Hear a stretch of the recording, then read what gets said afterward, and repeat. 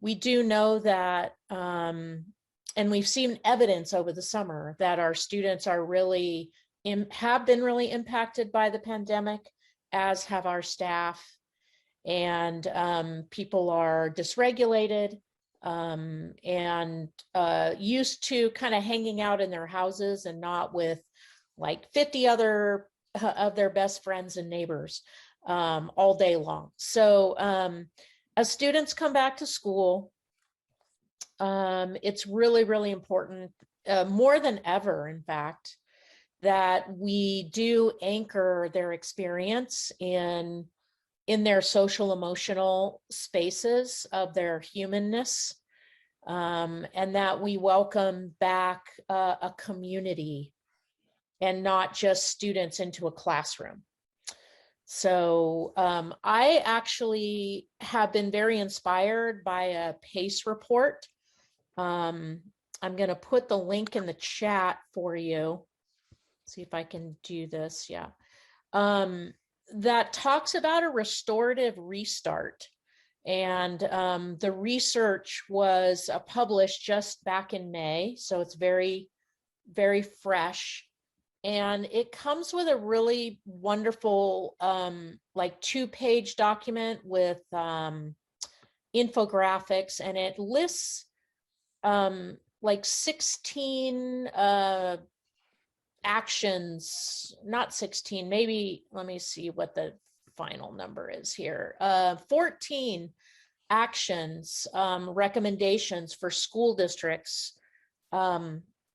to engage in as you come back to school. And the first one is proactively connect one-on-one with each and every family. So we know what a challenge that is, especially when your staff is also tired, maybe on pins and needles about, the rising numbers of COVID, navigating through their own life experience over the course of the pandemic. So I don't think I'm saying anything different than what all the great information you're going to learn this morning.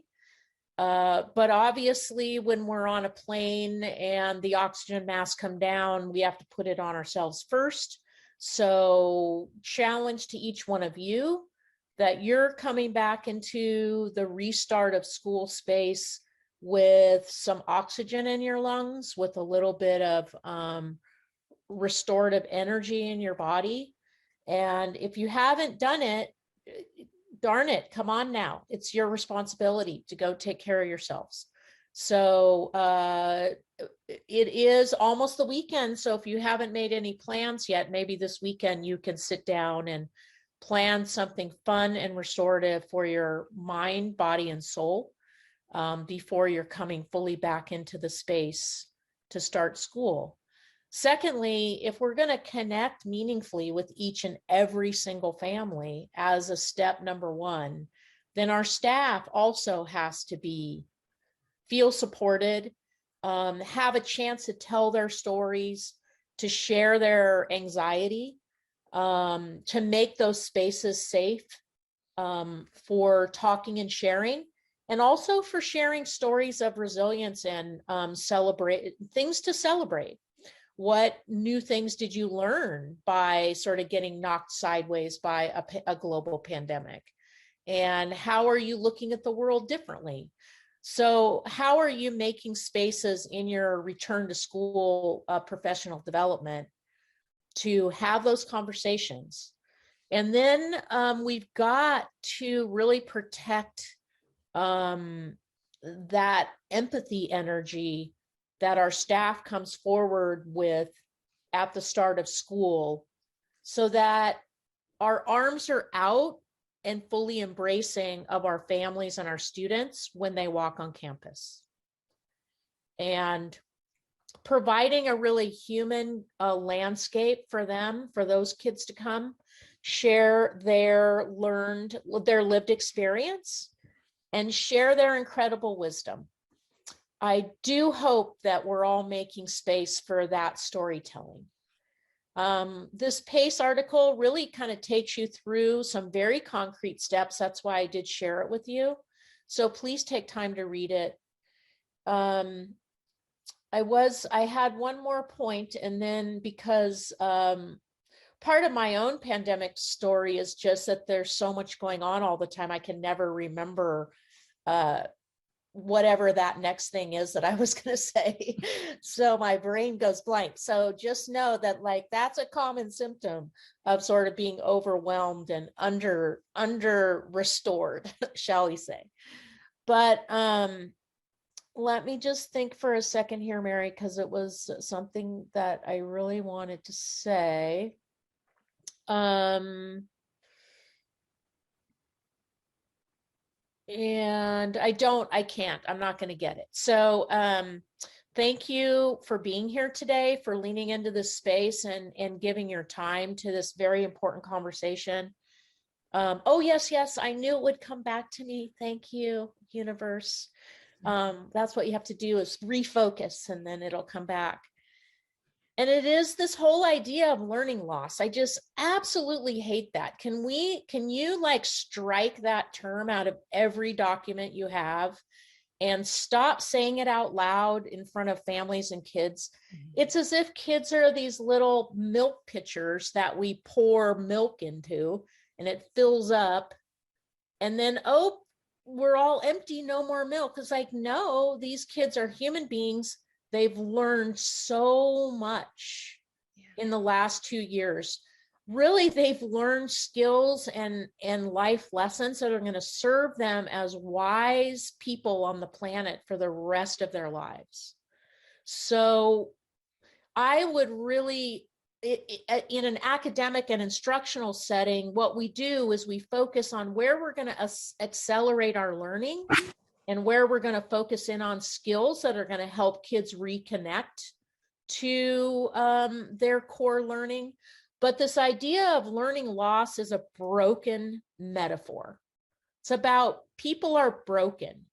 And we're not broken. We're actually stronger and more resilient and more able to manage life's challenges than we ever have been before in my lifetime, especially in the education space. So we're accelerating learning, we're celebrating lived experience, we're sharing wisdom, and we're moving forward in a restorative restart to the school year. So with that, Mary, I'd turn it back over to you. Thank you guys for being patient with me while my brain reconnected in that space. Thank you, Nancy. And thank you for, it was worth the waiting. That was a great thought to have. I knew it was important. Yeah. So it always means a lot to have the county superintendent kind of give their blessing to the work we're doing. And I'm seeing a lot of familiar faces from when we've done our social emotional learning community practice for the last few months. And we have planned an action-packed day for you today. The first off is that we have the pleasure of having Christine Wang as our keynote speaker. She is one of the key members of the HERD Alliance team, where she oversees SEL and works closely with Santa Clara school districts about SEL. She has lots of experience in both psychology and education.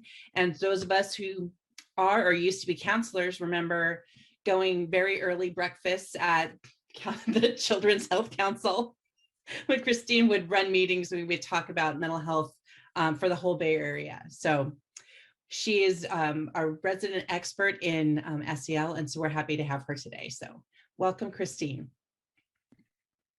Thank you, Mary, and thank you, Nancy, as well. Let me get on my PowerPoint. Okay. I had thought about putting this on a, I was going to have a, sorry, that didn't go very well. Oh, wait a sec, hang on. I was thinking about playing Imagine by John Lennon. And that did not go as planned. So we are not going to do that. Hang on a sec. Hang on. For some reason. Okay, there we go. Share screen. Okay, apologies. Apologies, guys.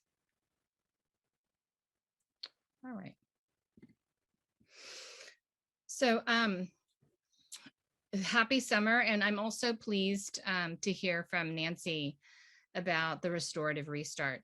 I agree. Initially, when I had drafted, I was in the drafting stage of this presentation, I had thought about mentioning, should I bring data in for learning loss?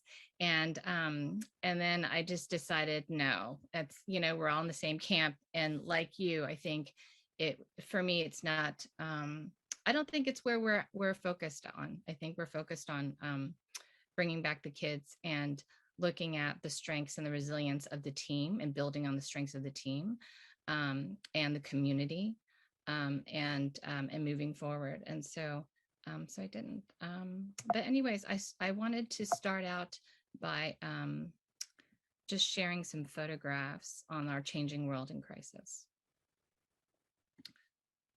And these are just some photos that I collected. I am always looking at the news, and just from the last year, and just in reflection in SEL, often when we have an activity, the reflection piece is always important. And just thinking about the last 15 months, memes have been really popular. Not knowing what day it is, missing assignments, masks, social isolation, returning to school, and our young adults who, while we are talking, are already out there leading change. These are the, I most recently worked in mental health. And so, as you know, for me, mental health is, I'm an advocate for mental health. And as you know, Simone Biles was the most recent, was on the news recently. And then I thought I'd also put in Safe Space, since that's one of our youth in San Mateo who are starting conversations on mental health. And then just talking about the students who are helping us think in less binary terms and teaching us about being gender fluid and how to accept and respect needs. And our poet laureate for this year. Okay. Anyway, imagine that with music next time. So let's see. Let's go ahead. Okay. So our learning objectives for today,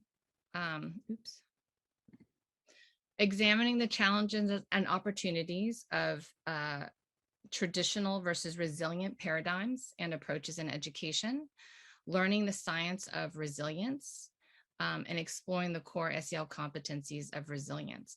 And I don't know why that 7 is there, but it's there's a deep dive. We're also going to do just a quick deep dive on aligning some of the competencies of resilience with SEL skills. And what are the SEL skills this year that we can focus on if we would like to build the resilience, not just with our students, but also with within ourselves. As you know, resilience comes from within. It's an inside out process. It's also a foundational process, and it's also developmental. And so what we are doing for ourselves, we can also do with our students as well. And in fact, that's probably, we can't do it unless we take care of ourselves first. Okay, so in the SEL world, I often, when I'm in classrooms with kids, will draw a continuum, and it's a nice way for it's an invitation for people to decide, well, where do I sit on this, right? Initially, I had written paradigm of risk, and then one of my colleagues said, just put it at risk, and then paradigm of resilience. And these are just simple, they're just markers um, for some just some approaches. And here's what they are. And oh, let me see. So let me just finish. So this continuum, you can place yourself anywhere on the continuum, right? It's to break up the binary existence of the box, right? Otherwise, these would be two boxes.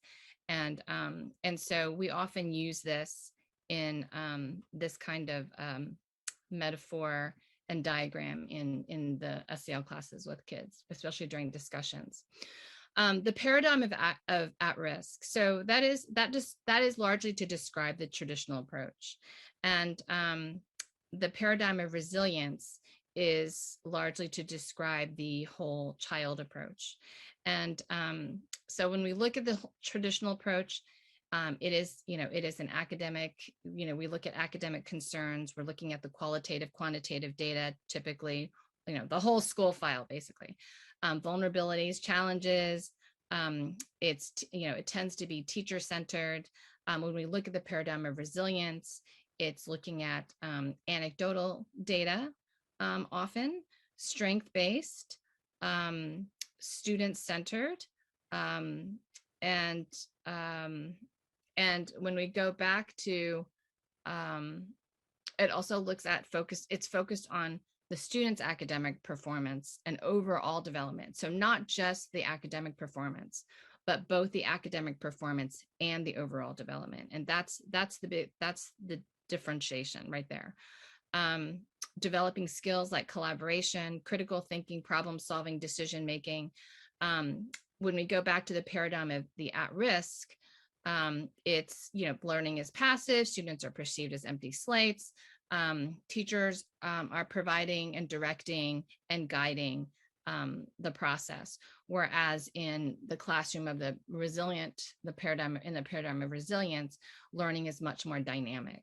There's a lot more flexibility built into the environment, into the approach. We set up the environment for discovery and exploration, and for kids to be able to connect and socially interact with one another while as they are learning. And again, learning is integrated in the paradigm of resilience, because what we know from the research is that that is how our brain is not organized in compartments. We can't just learn academically and then put away the social part or the emotional part over here on the side and had that, put that aside on the shelf until 3 o'clock till school's out.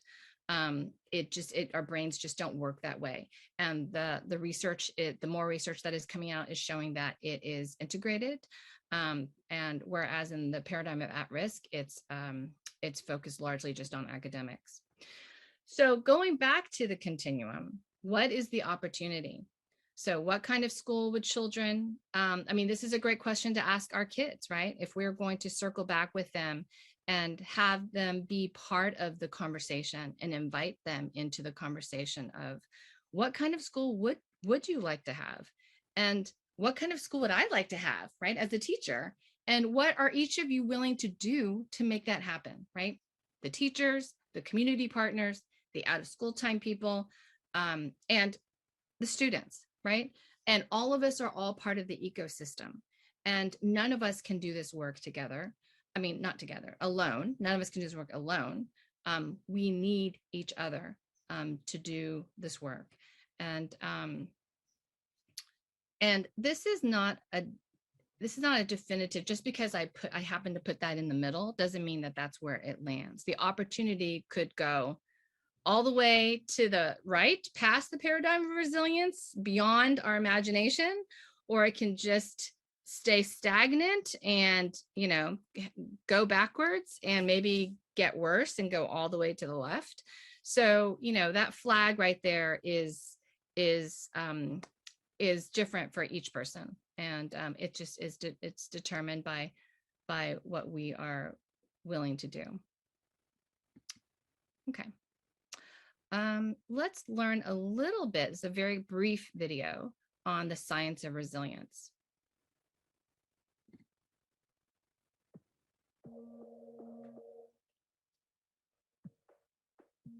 Resilience is the result of a highly interactive process between individual characteristics in the person and the environment in which that individual has developed. It's really the counterbalancing of difficult things that may exist in the child's life with positive things that occur within the family, but even positive things that may exist in the community. Easy way of thinking about resilience is like a scale with a fulcrum in the middle of it. And there are things on both sides of that scale, experiences of both bad things or good things. Our genes shape where the fulcrum is positioned at the start. There are certain genes that make a child more sensitive to the effects of maltreatment or parental neglect or witnessing violence. The fulcrum may start out kind of more towards one side or more towards the other side, and that's going to make a big difference in terms of how much these subsequent events affect things positively or negatively. Science tells us that experience moves the fulcrum, for better or for worse. Even though we are born with genes, genes will respond differently to certain environmental situations as opposed to others. What the genes are actually doing are turning up or turning down the expression of chemicals in circuits in the brain and the circuitry in the entire body that govern our responses to stress, to anxiety, to depressive symptoms. When positive experiences accumulate and children learn coping skills that help them to manage stress, the fulcrum can slide, so the scale tilts toward positive outcomes more easily. That's what resilience is all about. There's always an adult, or more than one adult, who is key to providing that relationship that helps to build resilience.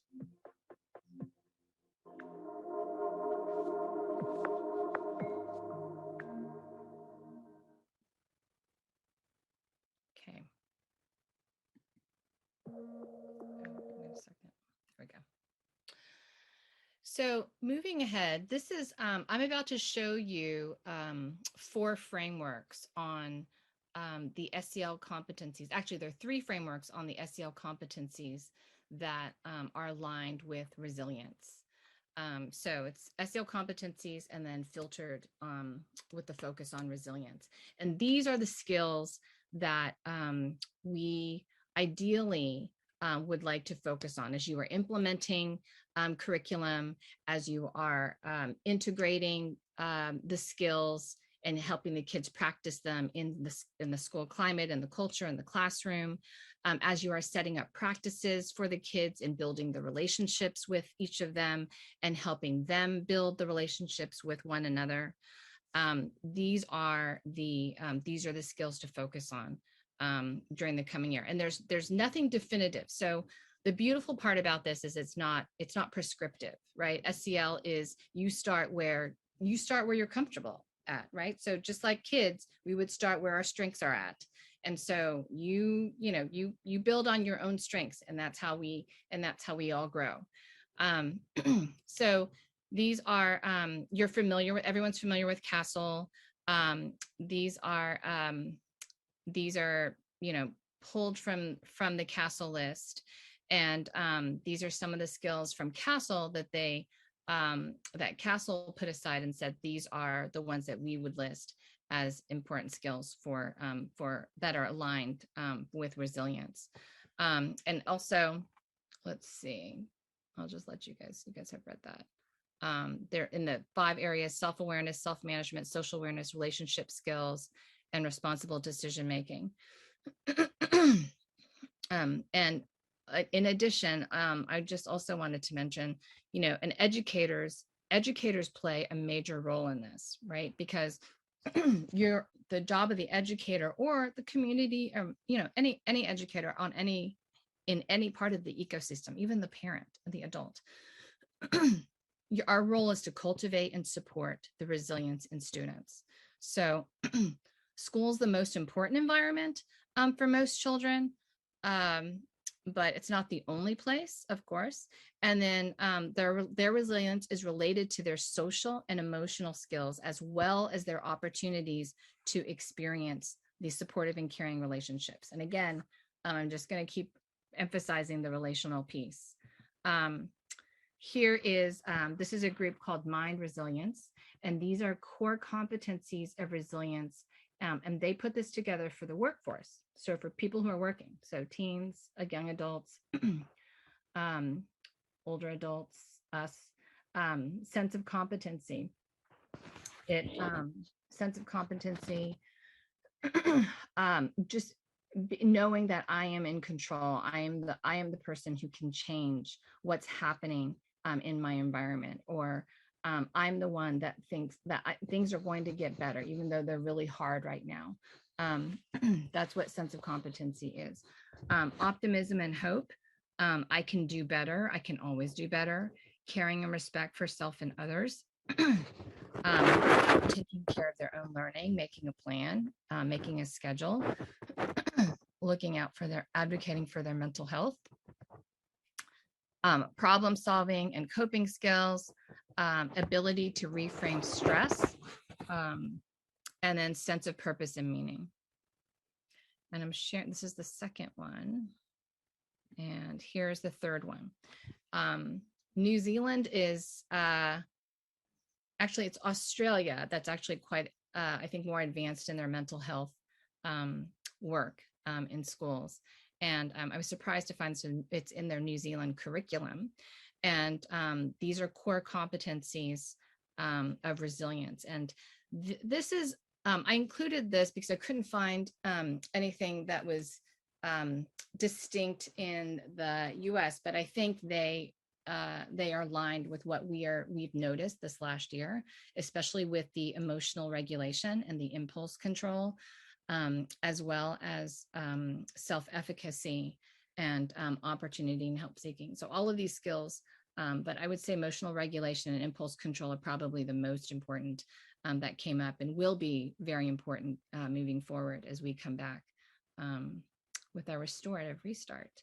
And the reason why I'm sharing these three different frameworks is because we can all each pull and decide which ones fit our community, right? I mean, that's how we can personalize it for our classrooms, for our students, and for ourselves.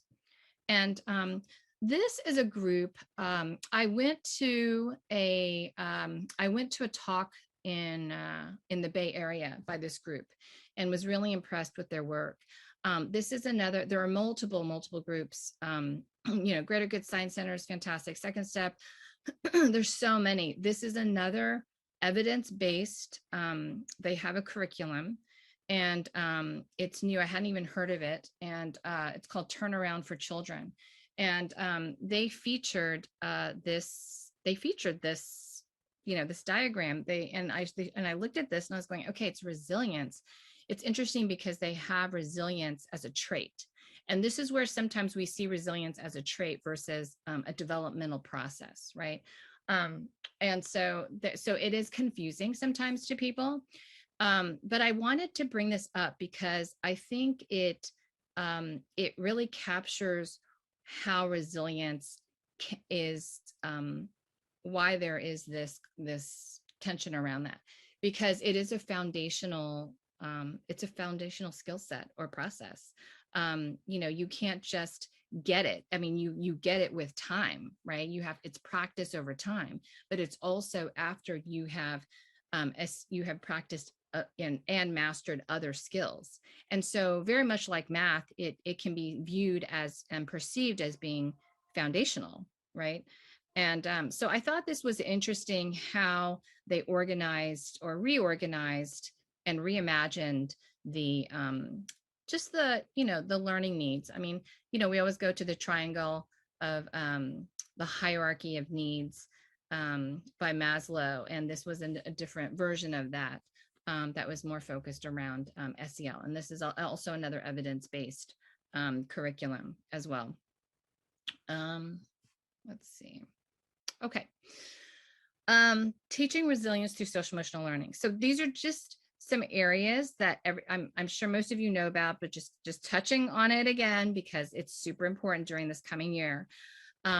Teaching SEL skills to develop internal factors. And these are, again, they're aligned with resilience. The skills like problem solving, impulse control, emotion regulation, optimism, self-efficacy. Given all the information that we are learning, and I know that your county has done a lot of work on the trauma-informed training and ACEs, and just looking at the potential effects of trauma on children. SEL is an empowering tool for youth who have experienced trauma in the classroom. These are classroom practices, build a positive school climate, so that it's integrated into the daily practice, right? And also connected to the skills that the kids are learning over here, right? And then you've got your trauma-informed approach, right? And trauma-informed practices, which are also aligned. Targeted instruction to support SEL. So targeted and aggregated data and aligned with what you feel that your students and your classroom and your students and your school culture needs. Integrating SEL into academic instruction, that's typically a challenge for a lot of teachers, especially with limited time. And then also selecting and implementing an evidence-based curriculum. Okay, real quickly on resilience. Let's see, process of being able to adapt well. Okay, so resilience is, these are just definitions.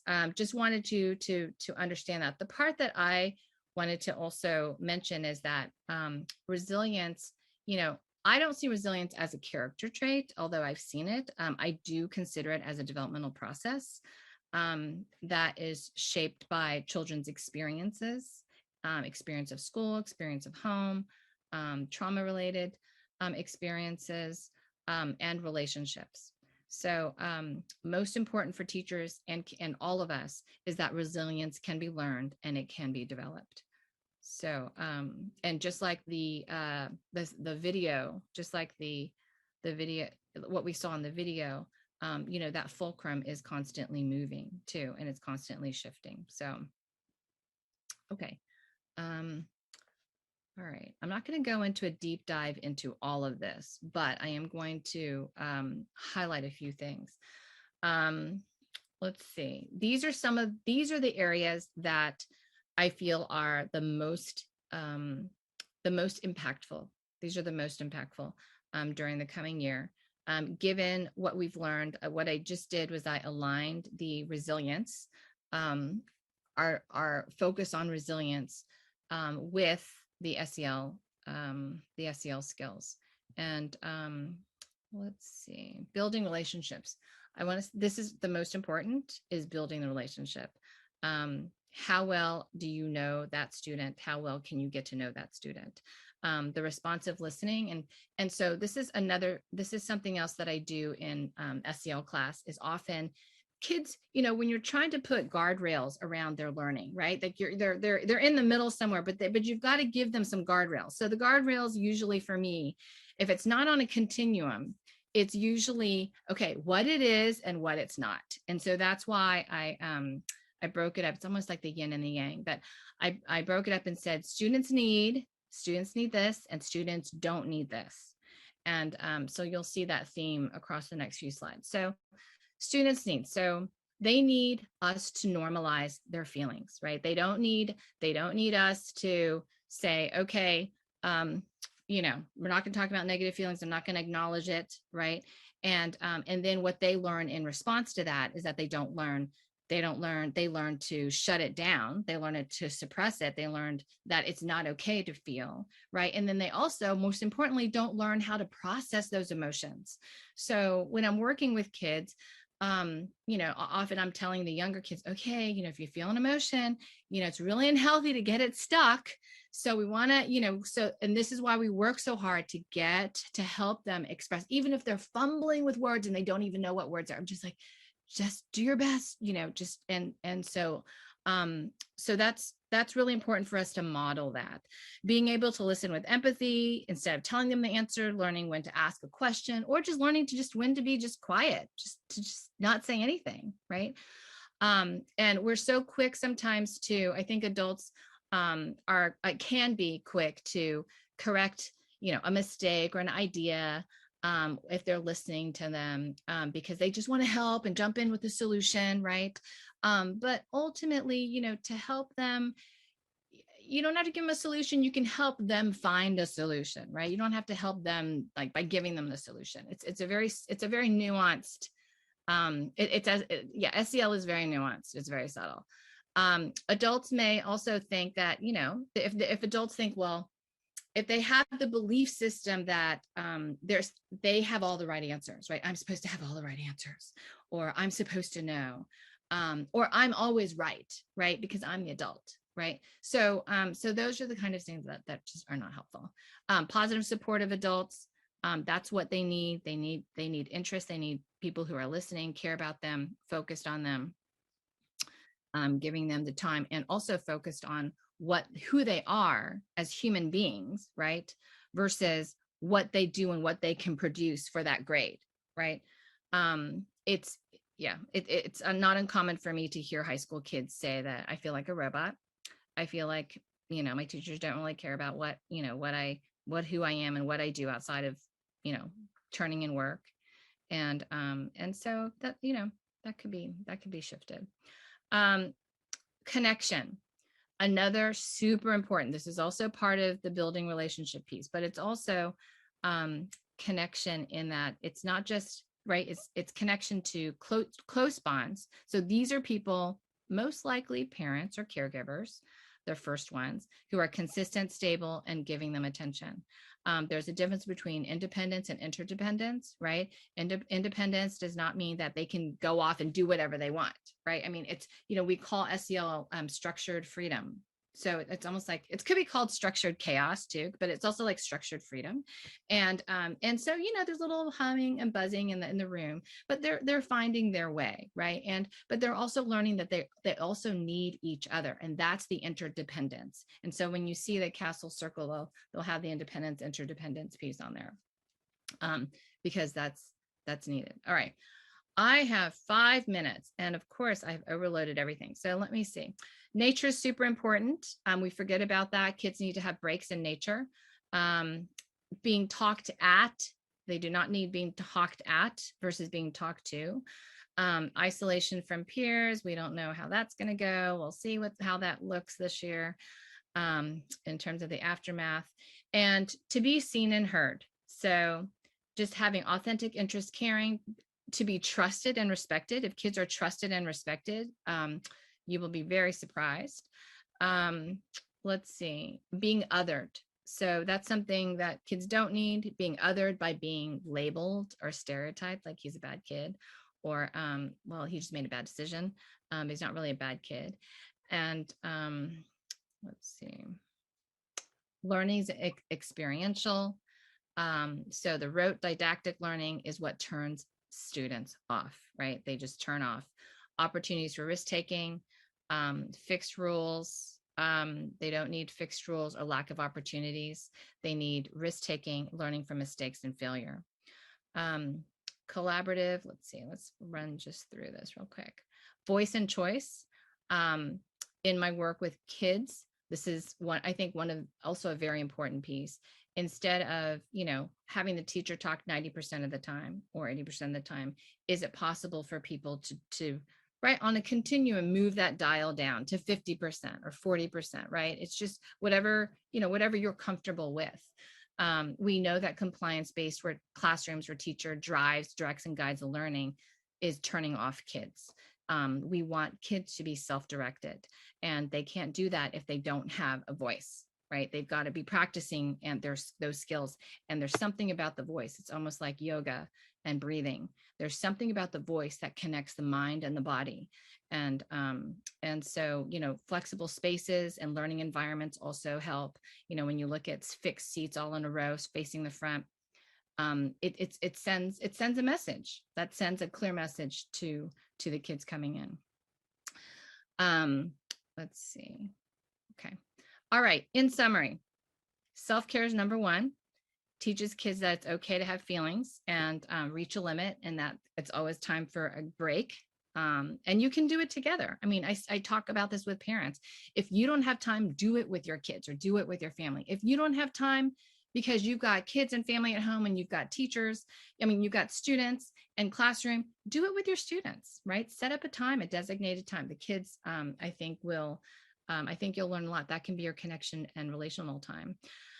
SEL facilitates health, resilience, and well-being for everyone. The pandemic has impacted everyone. And the opportunity to connect, respond, and support one another is needed. So as Molly said, students need SEL to learn, teachers need SEL to teach. And we all need it to take care of ourselves and each other. Again, resilience is a skill that takes practice. It comes from within. It's a foundation of trauma-informed practices and the skills that students and the adults need to build resilience. So connection, relationships, and all the reading that I've done, all the research and all the work, connections, relationships, and community are what heals people from trauma. And healing can only happen in community. So thank you for having me today. I look forward to joining and hearing more about what's happening this coming school year. So have a great school year, everyone. Thank you, Christine. Can you stop sharing your screen really quick? Thanks so much. Thank you for that. What's exciting is that I hadn't seen your presentation until now, and it goes perfectly with what else we have planned today. So thank you so much for that.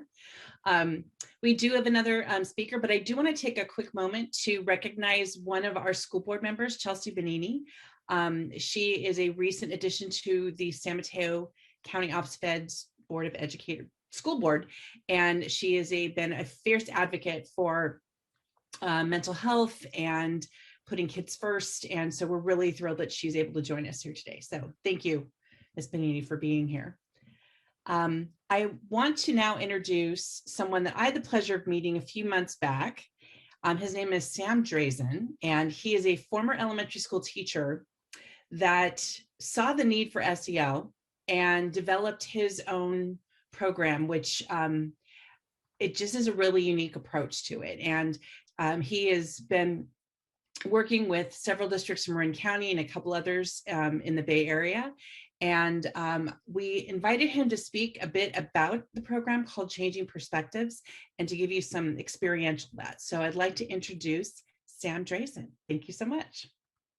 Thanks, Mary. Good morning, everybody. It's great to be here. I feel honored to have a little bit of floor time with all of you before we break out into some smaller groups. I am going to pull up my slide deck, and then we will get started.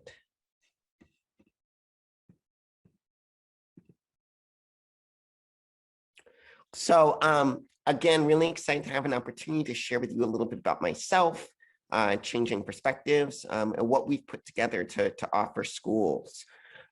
Changing Perspectives, we are a 501c3 nonprofit organization, and really our mission is to partner with schools, individual schools, partnering with school districts to promote social emotional learning in order to cultivate more inclusive and equitable learning communities for all students. And we really try to take a holistic and collaborative approach in that work. We do that through offering schools and districts access to pre-K through high school curriculum resources, access to educator professional development, as well as parent programs. So that is our website at the bottom of the screen. We also are on the following social media platforms, so I invite you to check us out and follow what we're doing. So as Mary said, I'm a former elementary educator. I taught 3rd grade and 5th grade for a number of years in public schools. And a couple of things happened while I was teaching that kind of gave me that light bulb moment, if you will, to start changing perspectives and to take my work beyond my general ed classroom into this more national lens. So one of the things that happened is one year that I was teaching, my administration gave me an SEL curriculum and just kind of like put it on my desk and said, here you go. Teach this from 9 to 9:30 every Tuesday morning for the next set number of weeks. And I opened it up and it said, unit 1, lesson 1, unit 1, lesson 2, unit 1, lesson 3, unit 1, lesson 4, et cetera, et cetera, et cetera. And I felt pretty ill-equipped to teach it. I wasn't given any training. I wasn't given any technical assistance or support.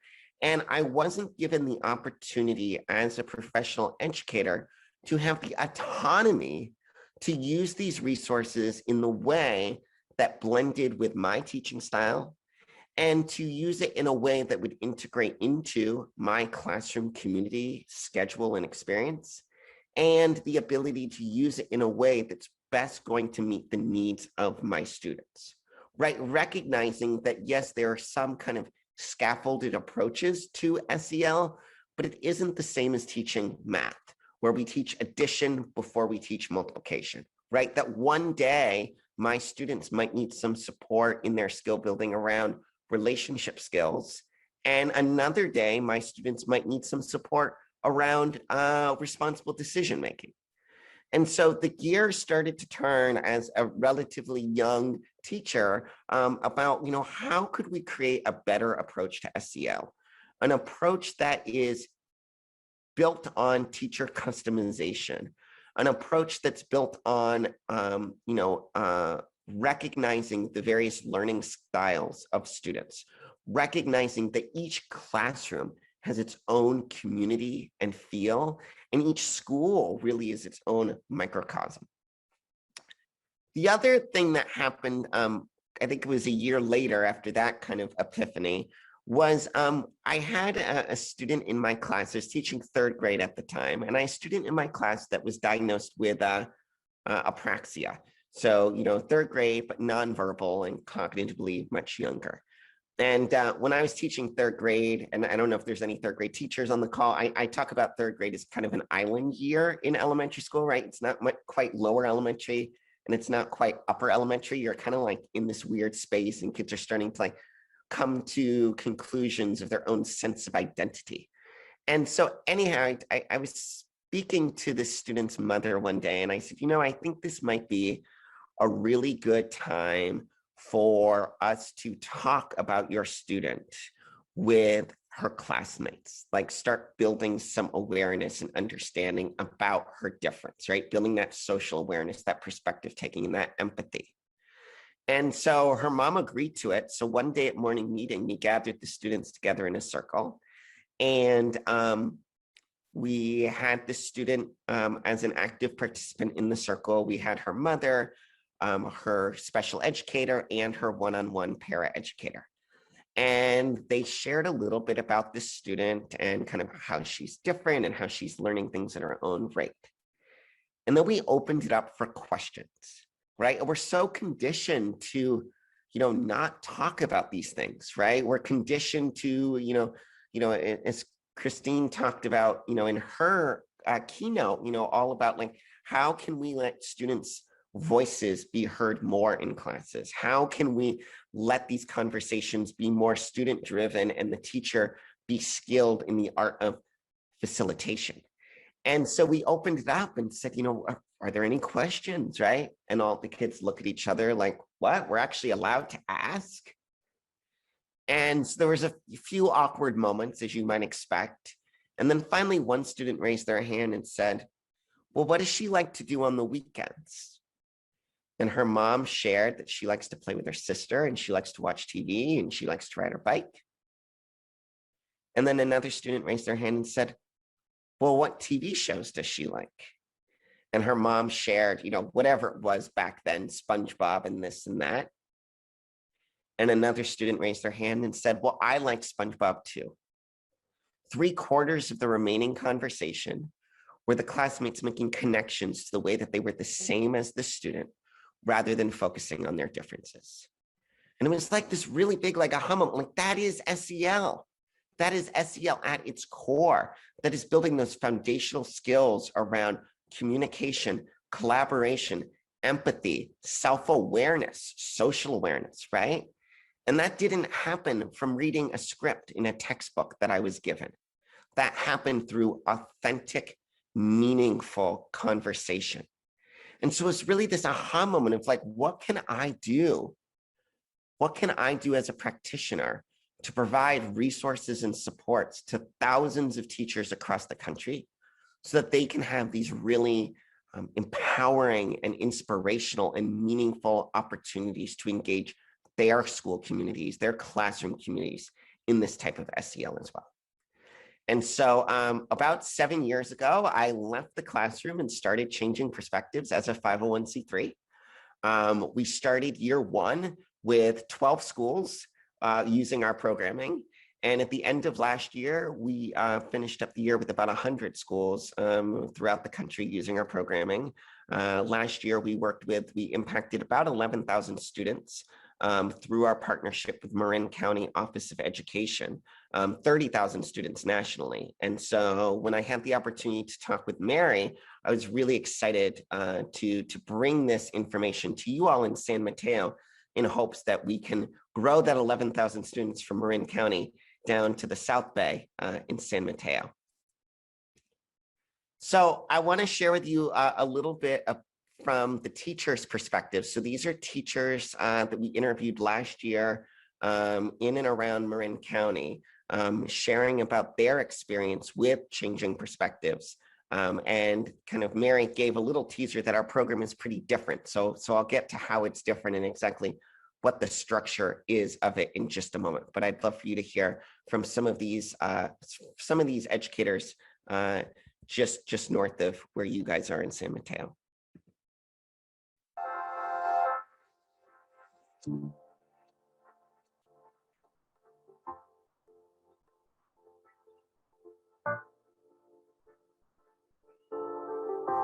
Good morning, Mon. Thanks for joining us. Morning. Good morning, Sierra. Good morning. Hi, Christy. Hello, Kate. How are you today? Hello, Sam. How are you? I'm wondering if you could start by just sharing from your experience how you found what the Changing Perspectives program has to offer. Yeah, I've really appreciated the website and just how easy it is to navigate. It's really customizable, and I was able to just kind of create it for what works for us and works for our teachers. The website is great, really easy to use. It's just really flawlessly laid out. You can really pick and choose which competency you want and which direction you want to go. It's really helped me find appropriate social emotional learning materials and resources fairly quickly. Using Changing Perspectives has made everything so much easier. It has everything we need in one spot. I don't have to use any other platform anymore. Changing Perspectives has everything I need. It's just been such a simple and effective resource for our teachers. I mean, there's been so much put on their plate. So to think that you could add one more thing felt a little bit nerve-wracking, but this was not one more thing. The way the curriculum is formatted alleviates the stress that teachers might feel in trying to create this for themselves. Changing Perspective is unique because it addresses our real life issues and challenges that our students face that we just don't address with our traditional curriculum. Things about bullying or how to get along or independence or these life skills, these social skills. For not being in class most of the year, we've been able to bond. We've been able to have a community of people that aren't afraid to speak up. It's a safe place for them to talk. The students found that the activities are really engaging, they're fun, they're short, but they're also really interactive. It would be very difficult to not have these resources after being blessed with so many different resources, not only for students and for educators, but for families and parents as well. I would like to use Changing Perspectives next year, just because of my experience with it this year. Teachers can use it, counselors, teachers' aid could use the lessons. I'm just very grateful for this program and the relevance of it. I'm excited for next year. Thank you.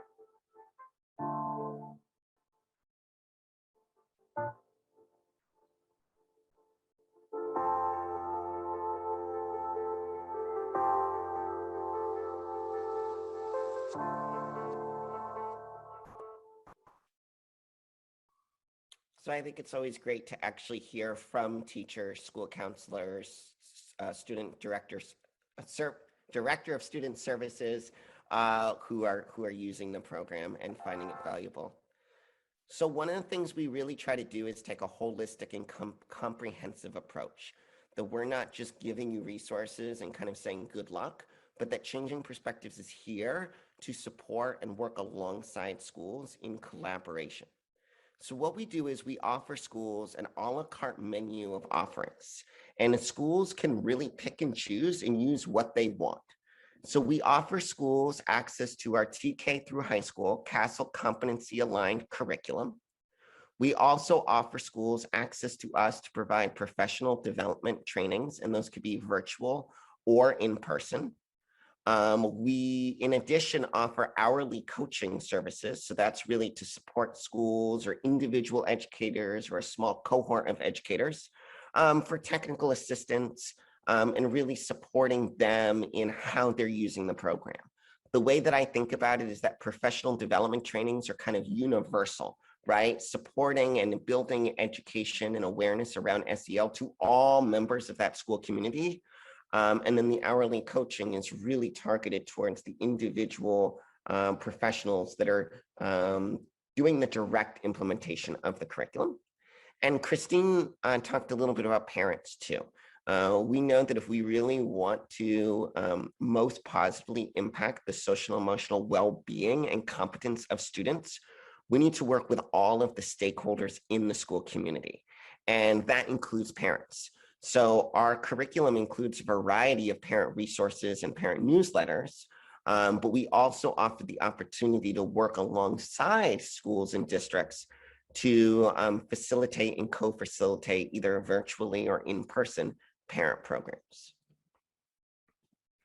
So I'm running a little short on time, so we're going to modify things a little bit, but what I wanted to do is we're going to do some breakout groups.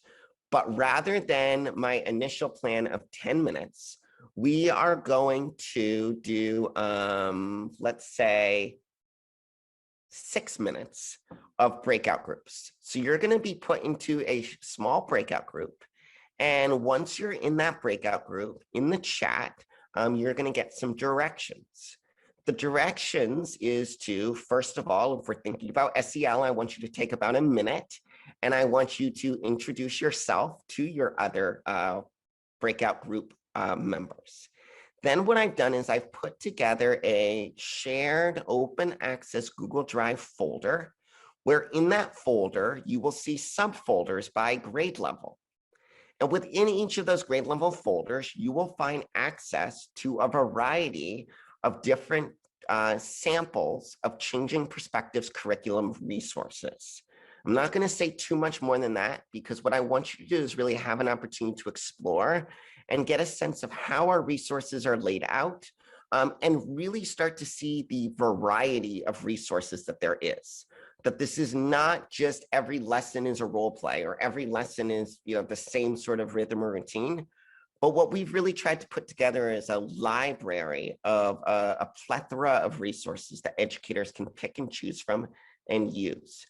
So in your group, you can decide how you want to do this. If, one person wants to pull up one at a time or how you want to talk about it, but just really an opportunity to engage, explore for a few minutes some of our resources.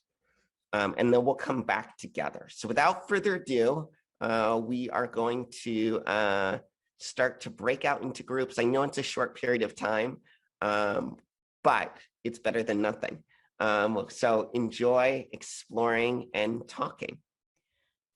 I just dropped the directions in the chat with the link, so please click the link before you go into your breakout rooms, which I'll open now.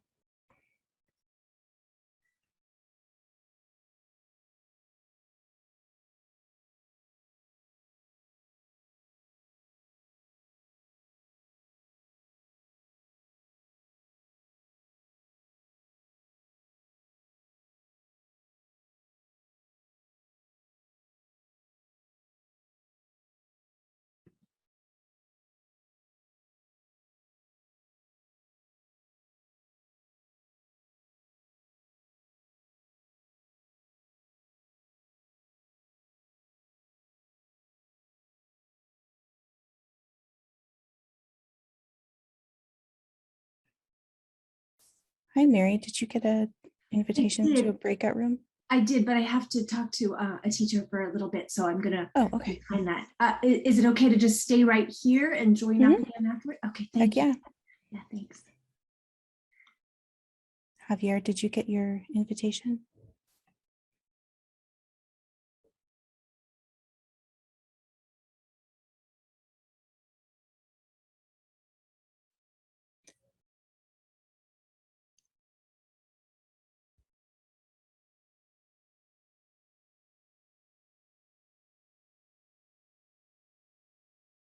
Let me know if you're having issues.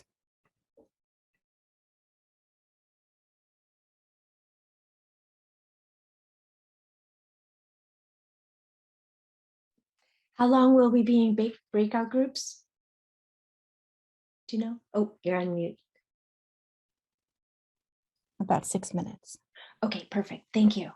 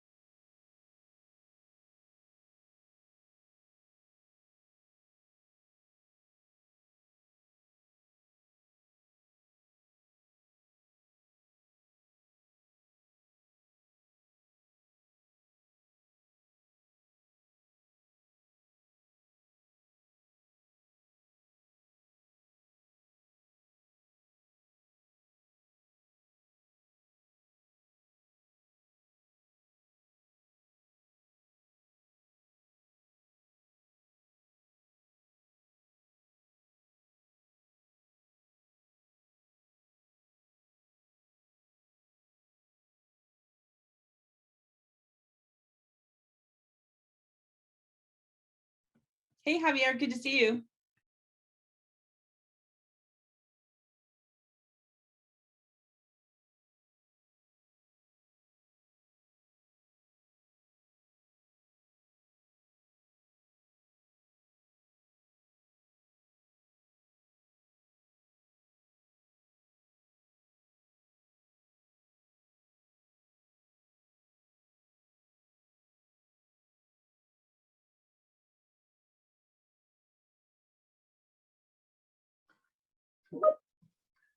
Rooms will completely close here and just right now.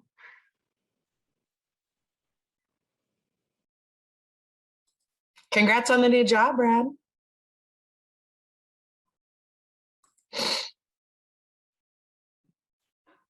Are we all back? Don't drop that and scare people, Shannon. He still works for us. I know, but when I got back, I only saw Brad's face. So I thought it was just Brad and I. And I was like, yeah, it's probably not just Brad and I. And then all the other faces appeared. Sorry. We are all back. We're all back. All right. Thanks. Welcome back, everybody. I know that was a short period of time, but I hope it gave you at least a taste and an opportunity to meet some of the fellow folks on this call this morning, as well as start to investigate and explore some of the Changing Perspectives curriculum. And hopefully, as you saw, there's a variety of resources from lesson plans to book discussion questions to video discussion questions that we've really tried to keep things simple, straightforward. I'm going to just do another quick screen share.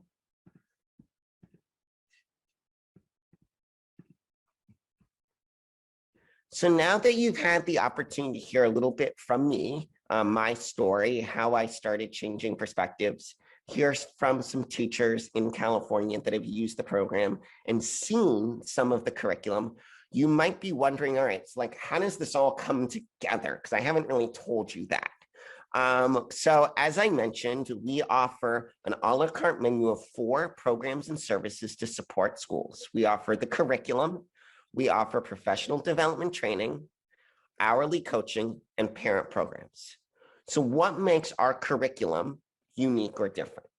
All of our curriculum resources are made available through our online custom-built platform. So unlike the story I told where I got a binder of resources that was put on my desk, what teachers who use Changing Perspectives get is an annual subscription to our online platform where they really have access to a library of curriculum resources like you saw in that Google Drive folder. All of our resources are customizable. The resources are divided up into those 5 CASEL competencies, but you can go in any order you want. You can go to responsible decision-making and pick a book one day with discussion questions. And then the next day you could go to self-awareness and do a video. And then the next day you could go to relationship skills and pull a lesson or a SEL check-in. Really gives you the autonomy to go into this online bank of resources and pick and choose to best meet the needs of your students and fit into your schedules. As I mentioned, there's a variety of curricular resources. It's not just one type of resources. There's role-playing, art projects, worksheet-based resources, the books, the lessons, the check-ins. We also have parent resources. Within each SEL competency, there are parent newsletters that you can send home to educate and engage parents in what you're doing. We also have educator implementation guides, all on that online hub. And one of the really exciting things that we're launching next week, new for this year, are SEL pre and post assessments for students. So you'll be able to online through this interactive platform, be able to send a pre or post competency focused SEL assessment to students, and they can take those assessments all online, and you'll have all that data to use as a kind of jumping off point as a pre, and then a way to measure impact or outcomes as a post. The other thing, and you might have noticed this in some of the samples that you just saw, is our student worksheets are all bilingual, meaning that as you scroll down a lesson, it'll have the student, if there is a worksheet, the student worksheet in English, and then the student worksheet in Spanish. I'll also add that all of the parent newsletters are in English and in Spanish, and all of the SEL assessments are in English and in Spanish as well. This is a quick screenshot of what our portal, our online platform looks like. There's some functionality in there. And in my breakout session after the break, if you choose to join, I'll take people through the portal. I also recognize there's other SEL providers that you might want to check out. So if you want to check out someone else, you're more than welcome to reach out directly to me. And I'm happy to schedule another Zoom just with you or your team at your school individually and walk you through our platform and how it might work for your school. So again, I want to thank Mary for giving me an opportunity to share my story, share a little bit about Changing Perspectives, what we offer and how we do our work. And like I said, if you want to learn more, feel free to join my breakout group at 10:30. Or if there's another breakout group you want to join, go with that and reach out to me directly. And I'm happy to schedule another time to meet with you. Thanks, everybody. Thank you, Sam. We really appreciate you taking the time to do that. Part of why we wanted to feature Changing Perspectives is that throughout the last year, because of the MHSSA grant, many of you have had the opportunity to check out other SEL curriculum. And this is one I heard about a little bit later. And a lot of what, again, because of the way Changing Perspectives is set up, and the a la carte menu, there's ways you can incorporate it with other things as well. So that was the why Sam got some extra floor time. So we're going to go ahead and take a 15-minute break and rejoin at 10:30. At that time, you can choose which breakout room you'd like to go to based on the different SEL curricula that your district may be using, or you can check out Sam's as well. And then when we come back, that'll go till 11. And then Molly Henricks, Brad Ostrander, and myself are going to be going through some basics with you that's going to set the foundation for SEL in our county for the coming year. So go ahead and take a break now. Bradley's going to play us off with some music, and we'll see you at 10:30.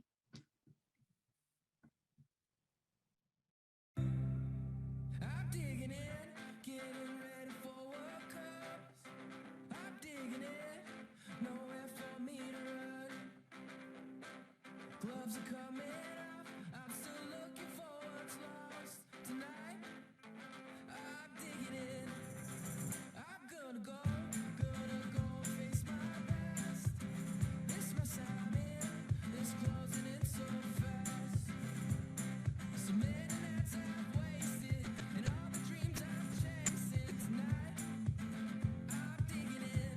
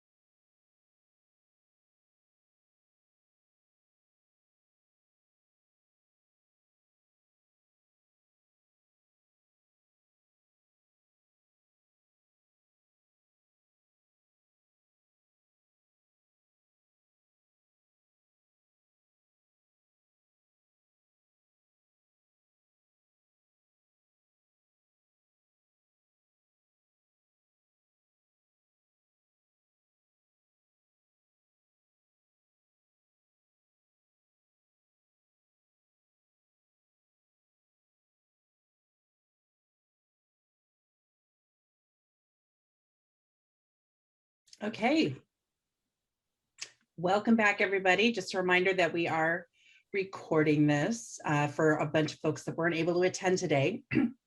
So we want to thanks again to Nancy McGee for her opening remarks, Christine Wang for her keynote, and Sam Drazen for explaining to us about Changing Perspectives. So right now, what we'd like to do is offer you the opportunity to go speak with the SEL providers of the different curricula that different districts have tried. So in just a moment, our fearless executive assistant, Shalane Peterson, is going to drop in the chat the different breakout rooms. So we've got breakout rooms for Caring School Communities, Connect with Kids, Project Wayfinder, Kid Grit, and Changing Perspectives. So what you'll do is you will select which one you would like to go to, and they will have fabulous staff from those SEL curriculas to answer any questions, give you any input. One thing I was hearing a lot from people of how to implement it within an academic lesson, so they will have specific ideas for that. So anything I've missed, Shalane? Just real quick, Mary. Hi, thank you to the SEL providers for being here. Greatly appreciate you making time.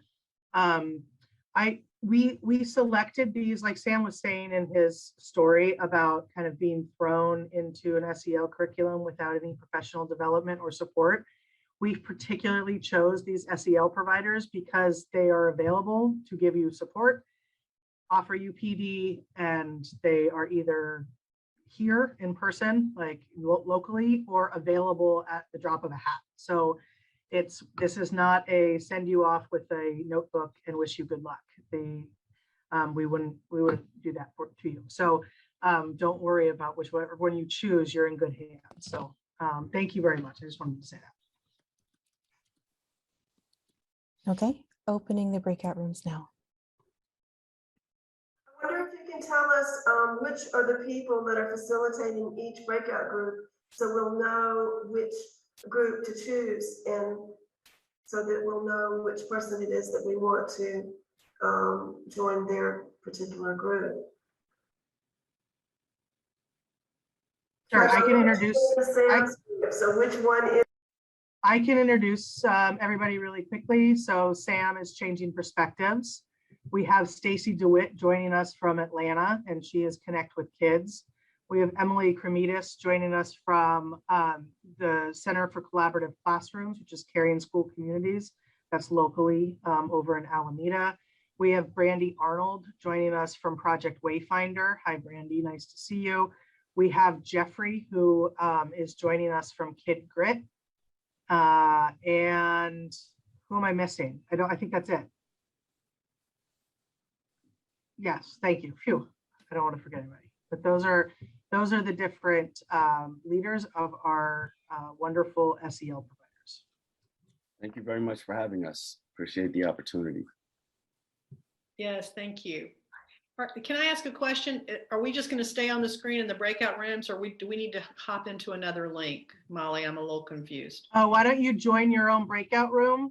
If you look in the breakout room, there's a Connect with Kids. You can join Connect with Kids. Brandy to Project Wayfinder. Looks like Emily is already in Caring School Communities, and Sam is in Changing Perspectives. Then Jeffrey can find Kid Grit. I'm trying to find these breakout rooms. I've got one. If you look at the bottom of your Zoom screen, you should have a breakout room option. It might be under the 3 dots for more. And then that'll open a little window, and then you can click join next to whichever breakout room you would like to hop into. And just so you all know, Caring School Communities is a K-8 program. Connect with Kids is 3rd grade through up through high school. Project Wayfinder is middle school and high school, and Kid Grit is middle school and high school as well. And then you heard about Changing Perspectives. I believe it runs the full spectrum, similar to Connect with Kids. Yes, thank you, Molly. We actually are K through 12, but I guess. Sorry, thank you, Jeffrey. K through 12. Yep, absolutely. I'm not trying. I don't see a breakout room in the link. I'll assign you. If you just click on the breakout room on the bottom of your menu, it should pop up, and you have your options. I'm going into my group now. Thank you, Molly. Appreciate Thank you. I just assigned you, Stacy.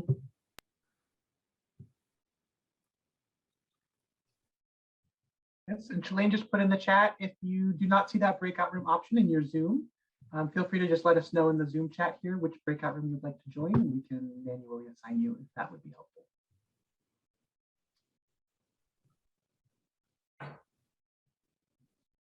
Hey, Brad, I just jumped back on because I had to log off. Can you, I don't see it in the chat. Do you mind putting it in again? Sure, yeah, Carla, it should just be the breakout rooms at the bottom of your Zoom screen. If you click breakout rooms, got it. Hop into whichever provider you would like to learn more about. All right, thanks.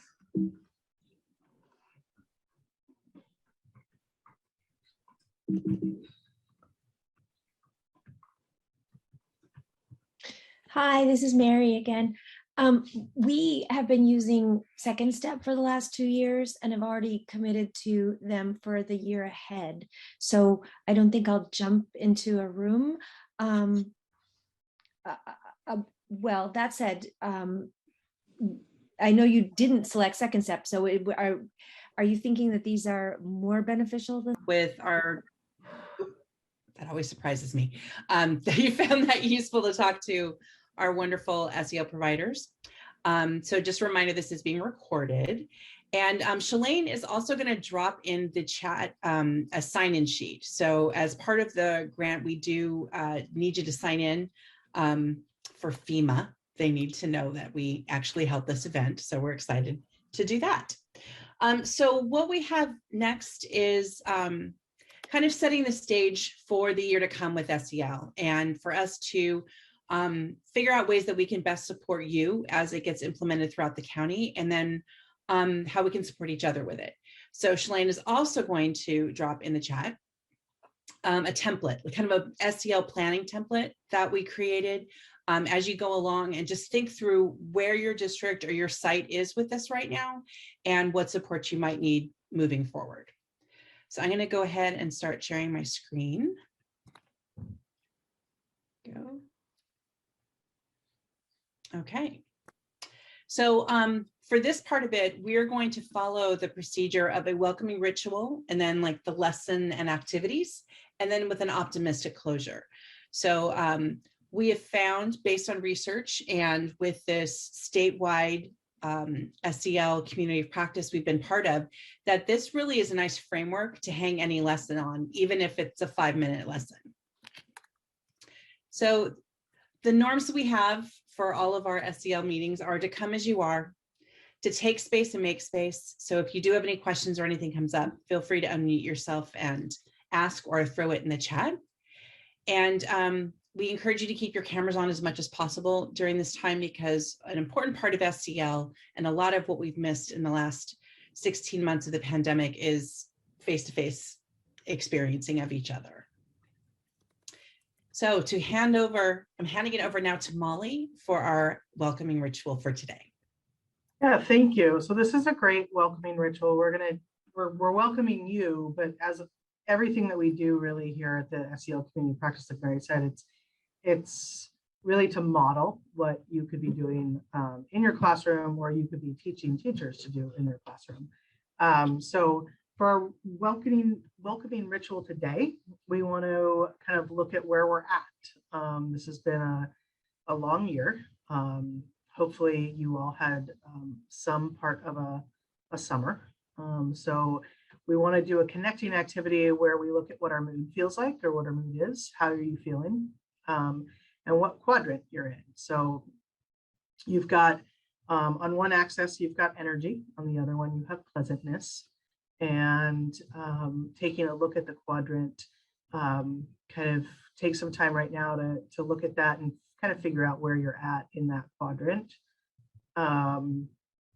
where you're feeling. Are you high in the energy level, but low in the pleasantness? So you maybe have some anxious, angry energy, or are you high in the pleasantness all the way over to the right, but maybe low in energy, but so you're feeling really nice and calm and relaxed and soothed. Maybe you were listening to Shalane's voice earlier, like we were.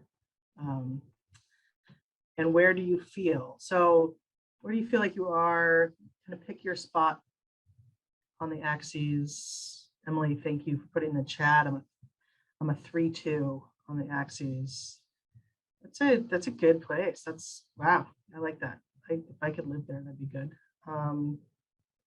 Great. So now we're going to, as we do with everything that's SEL related, we go a little bit deeper. So here, this is a great exercise, especially with kids who are kind of learning how to describe what their actual feeling is, and put some words to it. So looking at where you fell, I'm going to use Emily. I'm going to pick on Emily because she put it in the chat. But she looks like she's about a 3-2 would be like lively. She's feeling lively or excited, maybe focused or happy. So somewhere around there.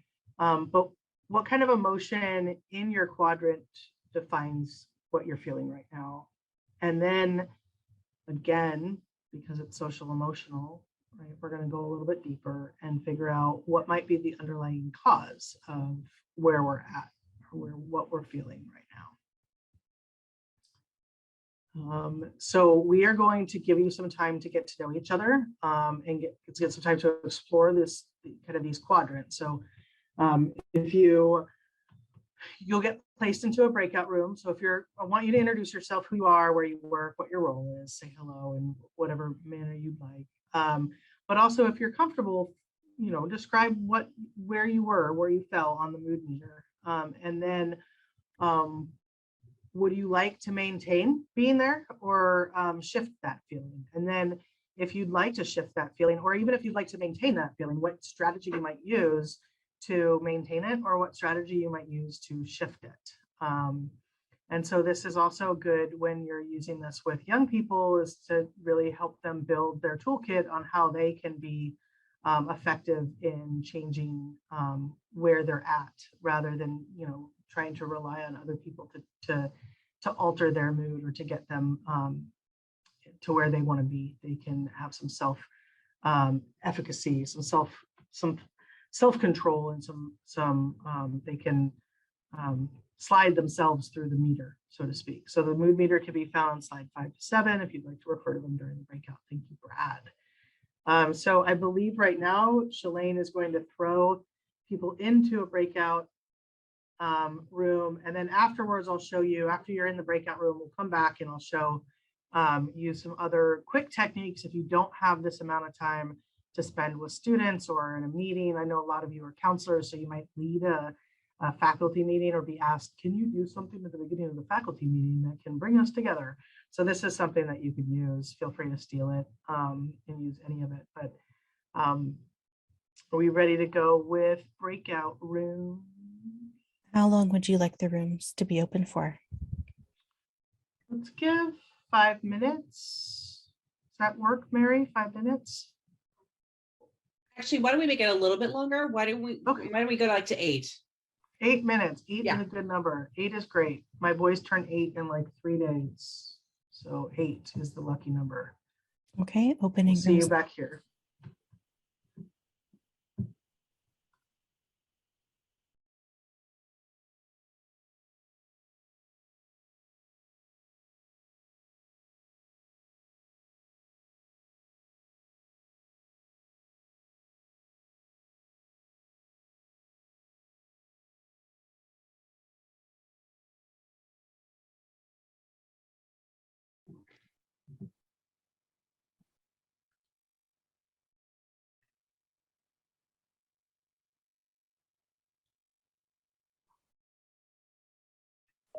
Welcome back, everybody.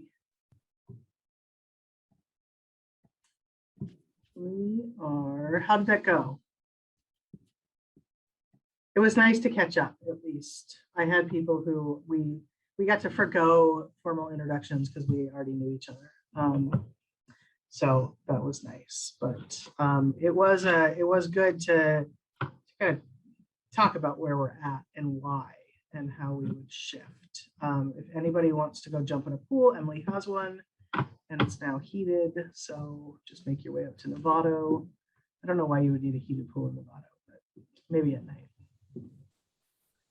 It wasn't hospitable before. Okay. All right. So let's go back to screen sharing. Mary, can you pop that in?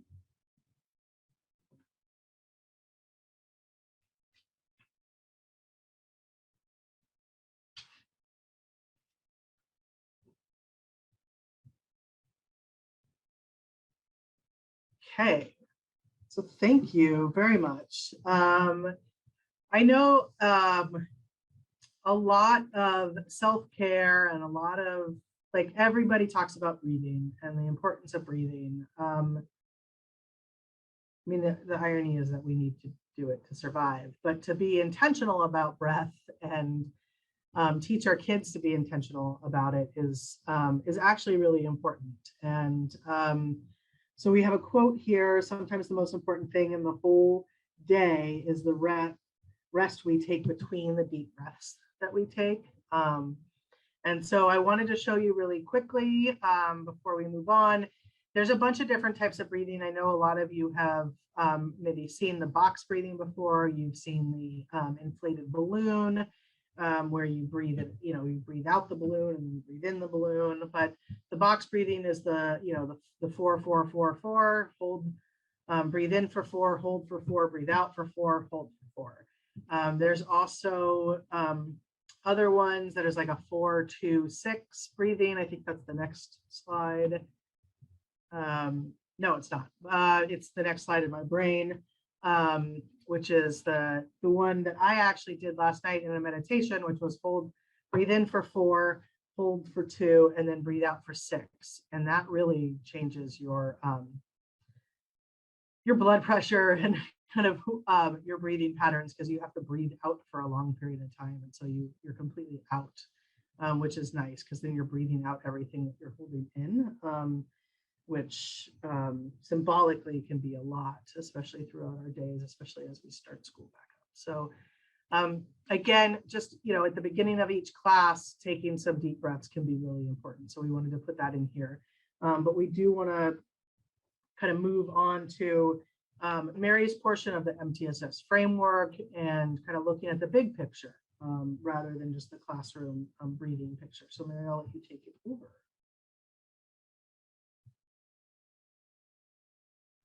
I have to unmute myself first. Okay. So a big part of this is SEL coherence. So we have several different SEL curriculas. There's others that we are not included that other folks are using. And we're being inundated because of the importance of this.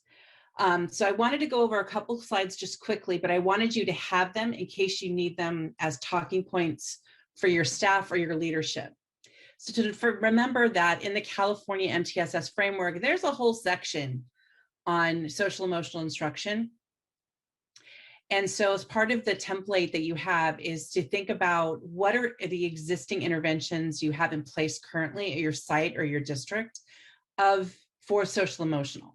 So what are, like, the SEL curricula would cover a tier 1, what do you have going up that tier?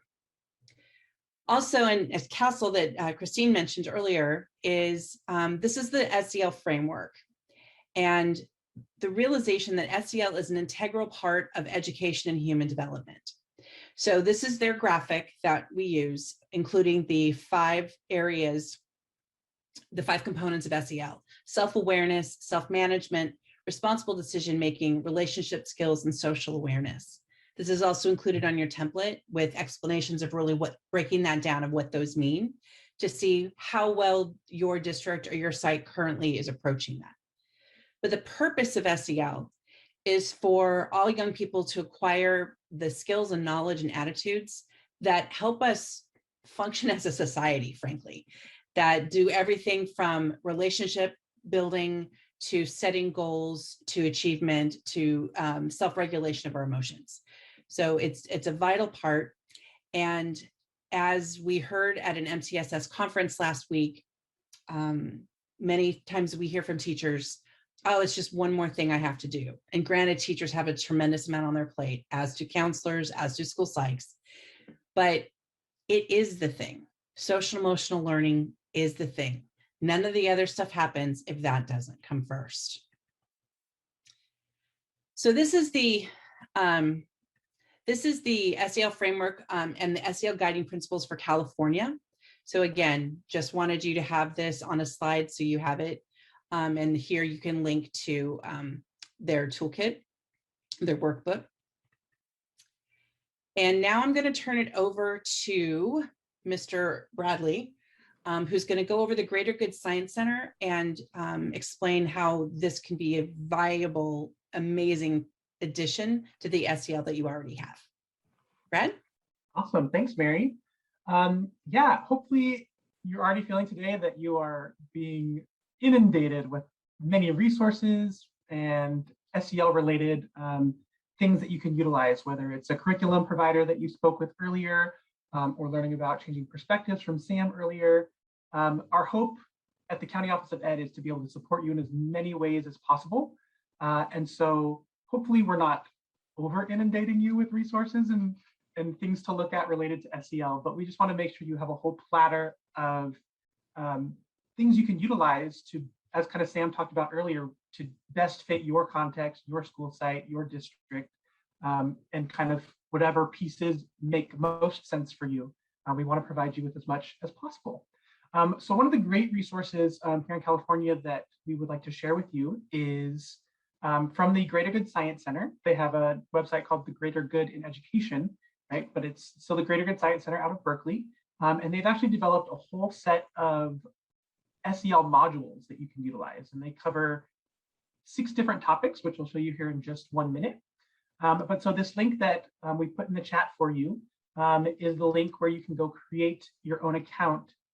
And I'll take a moment now to kind of show you real quick what that looks like, just so you have a quick overview of what the Greater Good website looks like when you find those resources. So hopefully you are now seeing my screen. And when you click that link that we provided, it should take you to this website here, where again, it says create an account if you have not already made one. And so you can see if you scroll down, it's basically just a registration page where you provide your information. And at the bottom, you would click submit, and that will create an account for you. Once you have your login information, you just go back to that same link and you click the login button here in the upper right. And you would then utilize your email and password to log in.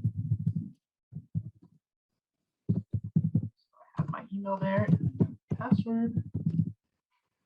Right, and then you just log into the page. And once you're logged in the upper right-hand corner, there's this kind of gray bar. In the upper right, you should have a drop-down now that says California Social Emotional Learning. And there are, again, 6 topics in here that are full of modules and resources. There's learning opportunities. There are turnkey activities you can take and utilize with potentially your staff or with students. There's just a whole wide body of resources available. And you can see there's the 6 topics here that we'll go into more in just a little bit. But if you click on any of these topics, well, I'll just click on safety 2 or topic 2 as an example, safety and belonging in classrooms and schools. Every page is kind of structured very similarly. So if you scroll down a bit, you can see there are 3 tabs here. What is it? Why is it important? And how to do it. So the what is it and why is it important are tabs usually just have overview information on that topic and why it's valuable. But the meat of the resources and content will be under this how to do it tab. So if you click on the how to do it tab, it kind of then gives you an overview of what modules are available within that topic and what that looks like. So if I scroll down here, then you can see module 1, 2, 3, 4, 5, 6. There are 6 modules in topic 2. And you can see they kind of cover different aspects of that topic. And it kind of gives a nice overview of about how much time it'll take to go through that module, who the targeted audience is for. And so there's just a whole slew of resources available for you here on Greater Good, which is super awesome. So we just wanted to let you know about that resource. And it's all free. It's all free for Californians. All completely free. So in addition to that, so we'll give you some time, hopefully a little bit today to explore some of those resources and things. But just a quick reminder of, and Mary briefly mentioned this at the beginning with our agenda, but there are 3 signature practices that are encouraged whenever you are running an SEL meeting or SEL curriculum with your students, kind of a helpful structure that we have found really useful here at the county office. And so there's 3 signature practices that kind of help that structure. And the first one is always starting with a welcome activity, right? So we just did the mood meter activity as a welcome activity to hopefully help people feel safe and comfortable in the space, get to know each other a little bit, check in with their own social emotional well-being, right? And then it moves into using engaging strategies to anchor thinking and learning through the experience, right? So we're kind of in that chunk right now, going through the content of our little hour chunk of time with you here. And then it recommends also ending every meeting or session with an optimistic closure, which we'll do a little bit later, and you'll get an example of what we've chosen for this hour to utilize as an optimistic closure. But those are 3 signature practices that we would recommend utilizing. Again, primarily super helpful with staff when engaging staff in SEL meetings, but then potentially great as well with students in the classroom. As a reminder as well, here are those 6 topics that you'll find in the Greater Good Science Center modules, right? So we have caring for ourselves, safety and belonging, addressing trauma and adversity, committing to racial equity and cultural responsiveness, teaching for social, emotional, and academic development. And then their newest topic, which they just added last week, is supporting SEL through family and community engagement. So there's a lot of great resources. So whichever topic makes most sense for you, you're welcome to go explore those modules more in depth. And then of course, we want you to experience a little bit of what it would be like to see what some of the activities are that are available in these modules. So right now we're going to do a really kind of shortened activity, but this is one that we pulled directly from one of the modules that could be utilized in a staff meeting, for example, focused around SEL. So just to give you a sense of what types of activities you might be able to find in these modules. So this is an activity that we pulled directly from there called Caring for Ourselves, the Science of Emotional Resilience. Again, what's something you can utilize with your staff in a staff meeting. So the prompt would be, how do you cultivate your own self-care and emotional resilience? What are some barriers to your self-care? So I invite you to take a moment to think about that question and some things to consider as you think about that. So how do you take care of yourself and your own well-being? What barriers do you face? What challenges or barriers might come up in relation to your own self-care? And then taking it kind of outside yourself a little bit, how are you modeling and prioritizing well-being in your buildings, in your school sites, or in your classrooms, or with your staff, or in your districts? And so take a moment to think about that. And then just a moment, we're actually going to go back into breakout rooms. So Shalene, if you are, please start getting those set up. And we'll go back for about 7 or 8 minutes in breakout rooms. And you'll have an opportunity to check in with one another, have a discussion around self-care. How do you cultivate your own self-care and emotional resilience? And feel free to discuss some of those barriers that came up for you as well as you were thinking about that. So we'll do about 7 or 8 minutes in breakout rooms and give you a chance to continue to connect with one another and experience, again, an example of an SEL activity you can utilize with your staff. So Shalene, whenever you're ready, go ahead and open those rooms.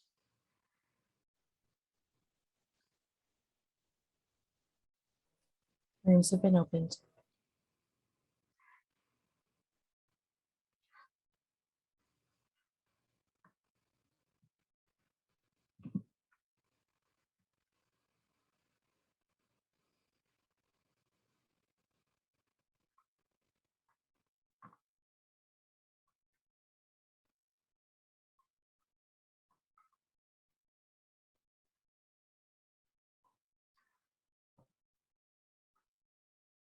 All right, thanks, Shalene.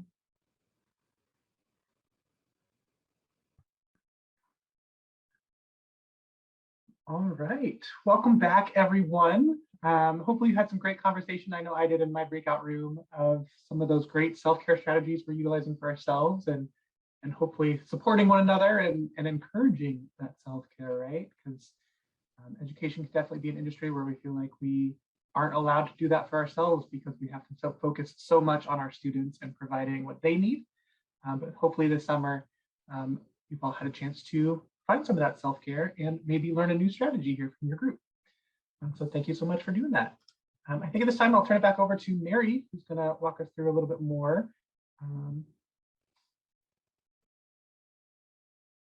I actually believe it's Molly. Yeah, it's me. But if you want to share the slideshow, that'd be great.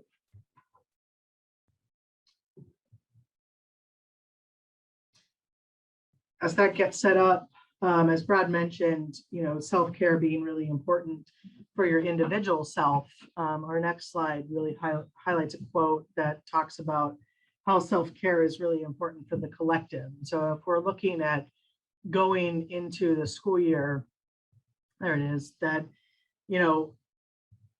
we're really reiterating the fact that self-care is so important. And if you feel like self-care is selfish, then think of it as that you're actually being selfish by not taking it, because knowing that it's good for your community that surrounds you or the people that surround you. So like if you have, positive self-care or engaging in self-care, it's good for the collective consciousness, not just your individual consciousness. So if you're somebody that struggles, I know that, I always use the line, like I make sure everybody else is taken care of before I take care of myself. But this really highlights that, like, you have to take care of yourself in order for those around you to be taken care of too, because you're connected to them through relationships and science, actually, which we'll get into in a little bit. But next slide. So yeah, so it's an ethical imperative, right? It's not a luxury. It's something that we need to do, and it doesn't need to be selfish. And this is something I think that a lot of educators, and I come from the mental health field. I'm a licensed marriage and family therapist. I can't tell you how many therapists don't actually practice self-care. I mean, I think it's all of them. But we preach it a lot, and it's really important that we do it because we are better professionals. We're a better human. We're a better colleague. We're a better family member. And so it's unethical almost if we don't do it. Next slide. So there's research to back this. So Jennings and somebody I can't pronounce, Nernschwander, all have some really great research on how teacher burnout increases student stress. So if a student or if a teacher is burnt out in a classroom, it obviously is reflected in how they engage with the students and how they interact. And so then students pick that up, and then it increases the student stress level, which increases their cortisol, meaning that they can't perform their executive, they can't perform cognitively as well, which means that it adds more teacher stress on top of it. And that teacher well-being means that you've got, the students feel more supported. They feel like they have a better use of their instructional time. Teachers are using their instructional time better, and that students don't have more cortisol pumping through their body, so they're able to engage more because they're not in that survival brain, which we'll talk about in a second. But I want you, so we're going to lead you through an exercise. I'm going to talk you through an exercise because we are running out of time. But this is something that you can do for yourself, maybe. And then if you are somebody, maybe a counselor, you could do it in a group process. But being able to write and reflect and identifying something that's stressful for you right now. So this would be part of something you could take people through, whether it's a class or a small group or just yourself. But identify something that's stressful for you right now and be able to write it down and reflect on it. Next slide. So we know that we react automatically to perceived threats, right? If any of you have ever been in any training of mine, I always talk about the prefrontal cortex and the survival brain and the thinking brain, and how we're really at the whim of our survival brain and what it wants to do. So we are going to go into fight, flight, or freeze, regardless of whether or not we want to. So we need to be able to recognize when we're there and then help us get out of that. And this is a really great strategy. So I'm going to walk you through this strategy rather than you going through it. But if you feel like you've got a class that's unsettled, or if you're at the beginning of the school year and you're leading a workshop with new people coming on board, or your cohort or your department, this is a great strategy to walk them through. It's called the STOP strategy.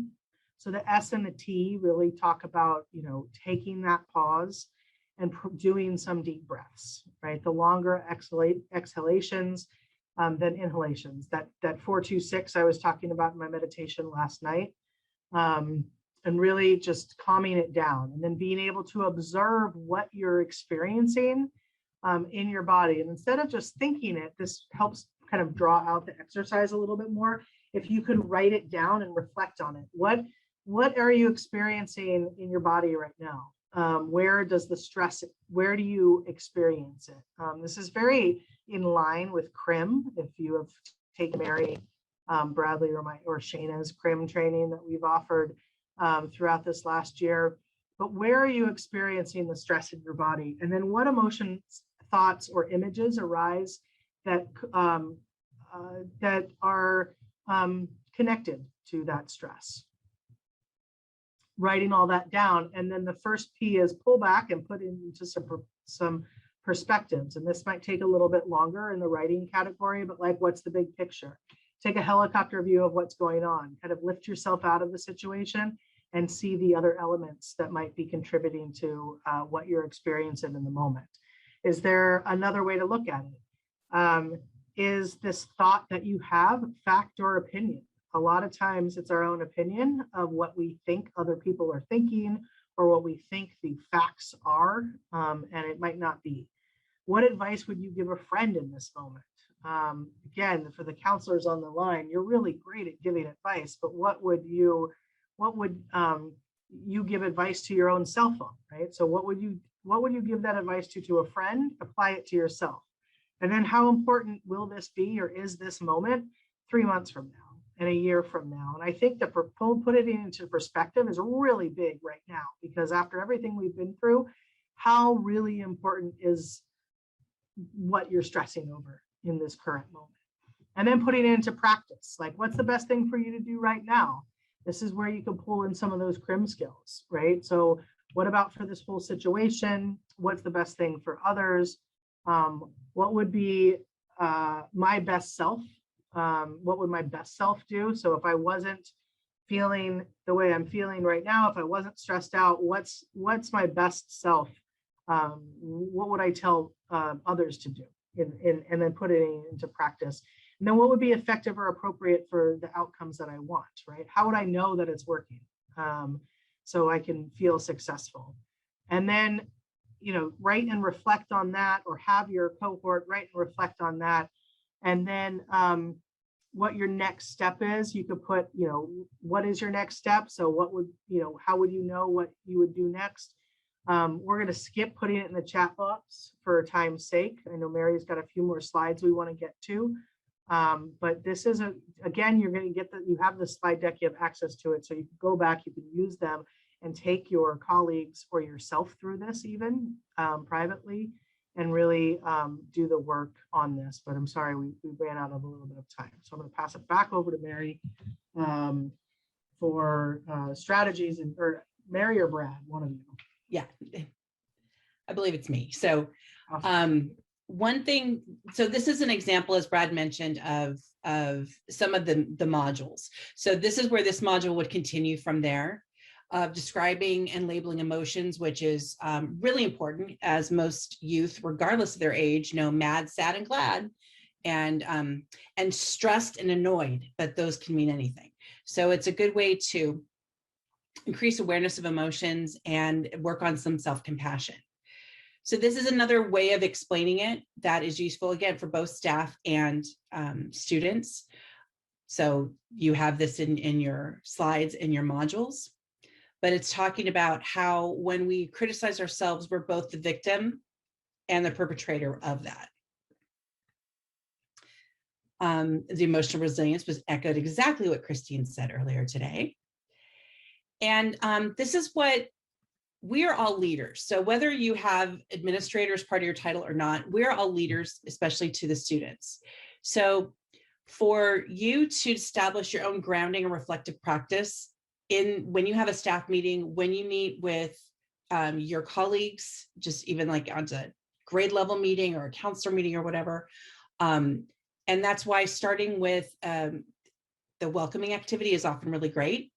Include questions about self-compassion within your meetings, within your dialogue with students, within academic lessons, and ask if it could be part of a greater practice within your district. For example, our team at San Mateo County Office Fed we have this in every meeting we do. We have added this, and it has really brought greater collaboration. We understand each other better, both as people, but also working styles. So I would strongly encourage you to utilize this, because it's another example of how SEL benefits everybody that participates in it. So this is what we're talking about with the optimistic closure. So I would like you for just a second to think about if you followed this SEL pathway. So if you're really focusing on this work in your job, but also personally, like you are letting yourself benefit from the SEL pieces, what will your life look like 9 months from now because of this focus, that you're doing this day in and day out? So just reflect on that, of what that might look like. And I do want to drop something in the chat. Shalane is going to drop in the survey because we know some people are kind of short on time. We would love for you to complete the survey. Even if you are coming back after lunch, we would really encourage you to come back after lunch. We got some more great stuff for you. But this is really going to guide us in what supports you all need as we go forward in the next year. And also I wanted to throw it to Michelle to talk about her class coming up. So Michelle, do you want to take it real quick? Absolutely. Thanks, Mary. I will drop this in the chat, but I will be offering an 8-part series called Creating Caring Classrooms and Communities. It will be meeting on Thursday afternoons from 3:30 to 5. I will drop the event right in the chat, and it's over the course of 8 weeks. Using strategies, SEL strategies, but also including creative practice, art making, mindfulness, restorative circles. And this series will explicitly highlight how these strategies and more can occur simultaneously and in alignment with instruction. So I will drop this in the chat for all of you and hope to see some of you there in September, starting September 9th. Thanks, Mary. You're welcome. So we are going to now break for lunch until 12:45. I strongly encourage you to come back because we have different breakout sessions. And so we're going to start with like a 1-minute presentation of what you find in each of those, but we're bringing in different experts from SMCOE to whatever needs you have and to utilize your template. So have a great lunch. Make sure you get out, see some sun. There's some sun out there.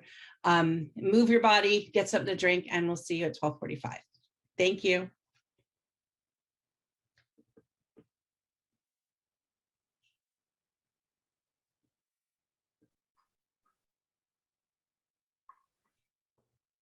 All right, folks, welcome back, everyone. We invite you at this time to turn your cameras back on or give us a virtual thumbs up in Zoom to let us know you're back ready to go. We would appreciate that as we get ready to dive back in here to our afternoon session. Okay, so as promised, we have 4 different breakout rooms for you. So just to help you decide which one you'd like to attend, we're gonna have everyone give like a 1-minute elevator pitch about what they're gonna be covering. And I will start with Brad. Oh, awesome. In my breakout room, I will be joined by my colleague Ruby and a student alumni of our student advisory committee. Her name is Madison. Ruby and I are going to cover primarily, we'll be talking about student voice and incorporating student engagement into the SEL work that you do at your schools and campuses. We've also put together a Padlet full of SEL resources and school climate resources. Disclaimer that Padlet will be shared with everyone, but if you would like a sneak peek at it and would like to start exploring it sooner than later, feel free to hop into our breakout room as well.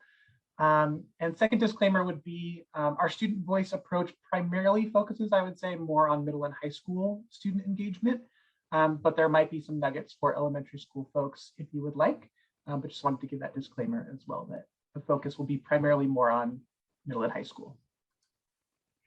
Great, thank you, Brad, and thank you, Ruby, for joining us today.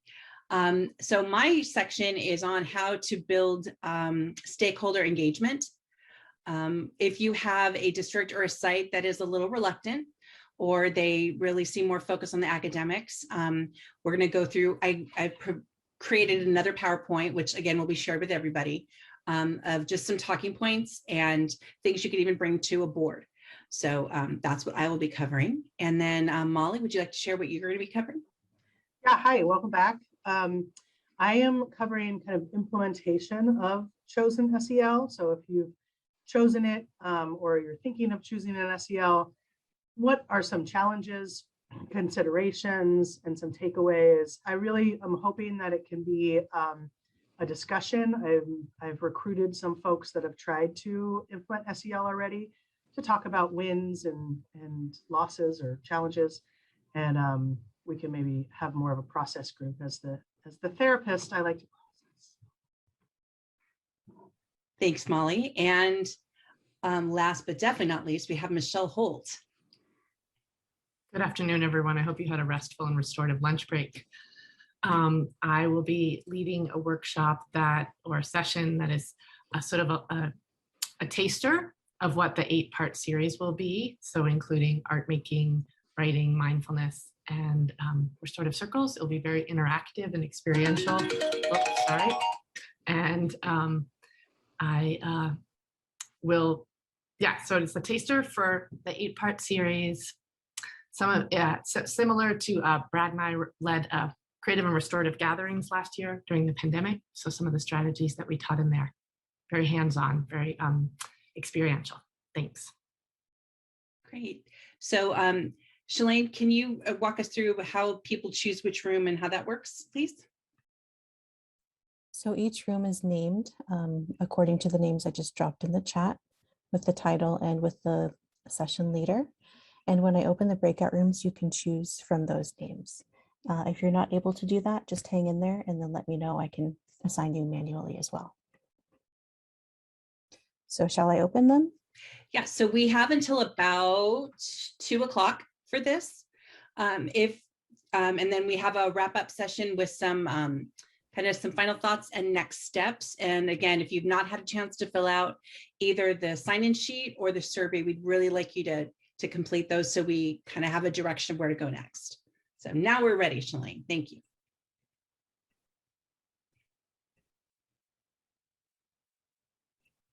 Okay, the rooms have been open. So again, you have to choose which session you would prefer to attend.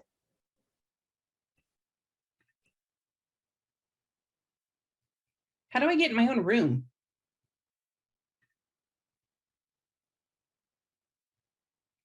Shalane, how do I get in my own room? At the bottom of your Zoom screen, you should see a ... So sort of on the right-hand side. You can select breakout rooms, and then there should be a selection window. Oh, do I go to my name? Yours should be a stakeholder engagement, Mary. No, I see that, but I have no way to, anything I click on just shows me who else is in the room. Okay, I can put you in there. Thank you.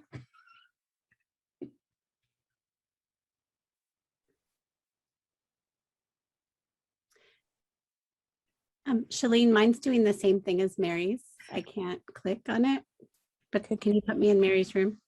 Of course. Thank you.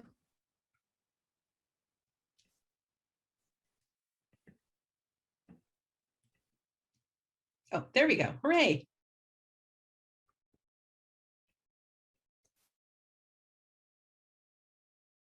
Okay, if anyone's having problems going to their desired breakout rooms, just let me know where you'd like to go based on the names that were dropped in the chat, and I can put you on over there. So just let me know. Feel free to unmute. Actually, I'm just going to wait to the presentation at the very end. Thank you. As you wish.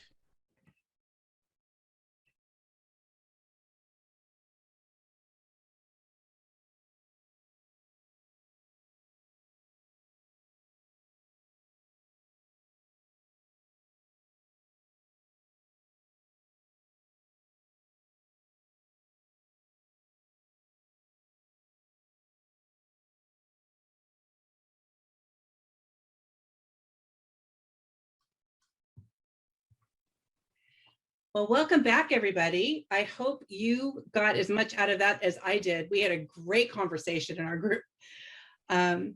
Is there anything anyone wanted to particularly share about their conversations before we kind of wind up for the day? Anyone come away with anything? Really quick, I came away with more work for us to do. Okay. I don't know why that always happens. But we had held SEL communities of practice for, I'm looking if our SEL providers are still on the call. It doesn't look like it, but for some of the SELs that we implemented through the MHSSA grant. And in my group, there was a few districts that were using the same SEL, or a few schools that were using the same SEL that aren't part of the MHSSA grant. But we would like to work out an SEL community of practice for them as well that is focused on their SEL. Yeah. So they can, so like it was Kimochi's. And so just thinking about maybe in a survey, once we get our survey back of what SEL what SELs everybody's using, to see if people would like to link with SEL communities of practice that are specific for their SEL that they're implementing. Thanks, Molly.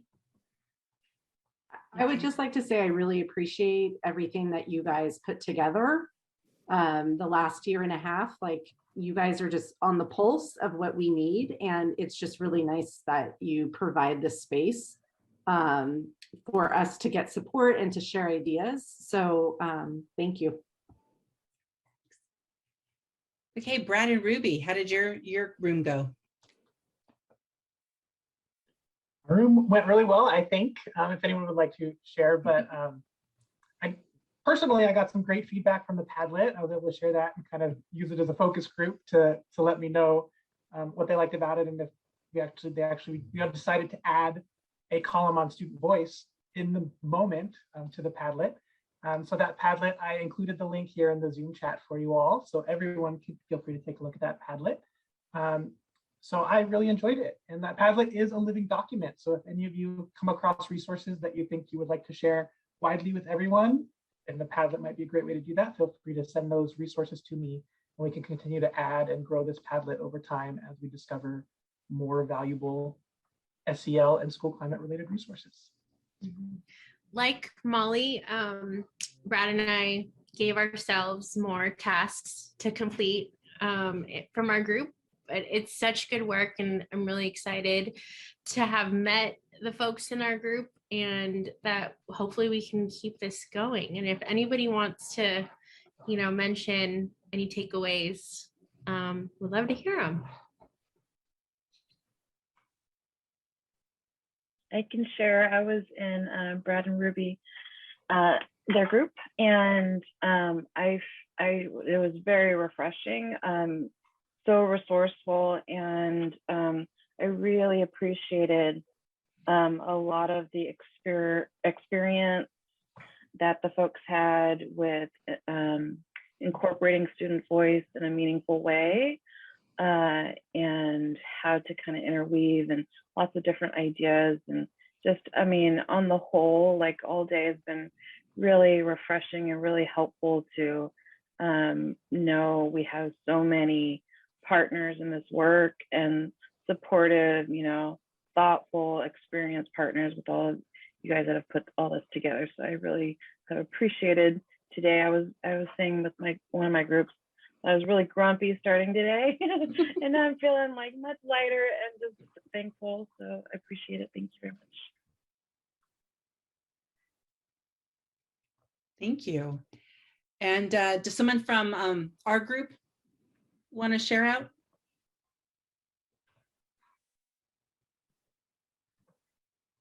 And Christine, yes, I'm looking at you.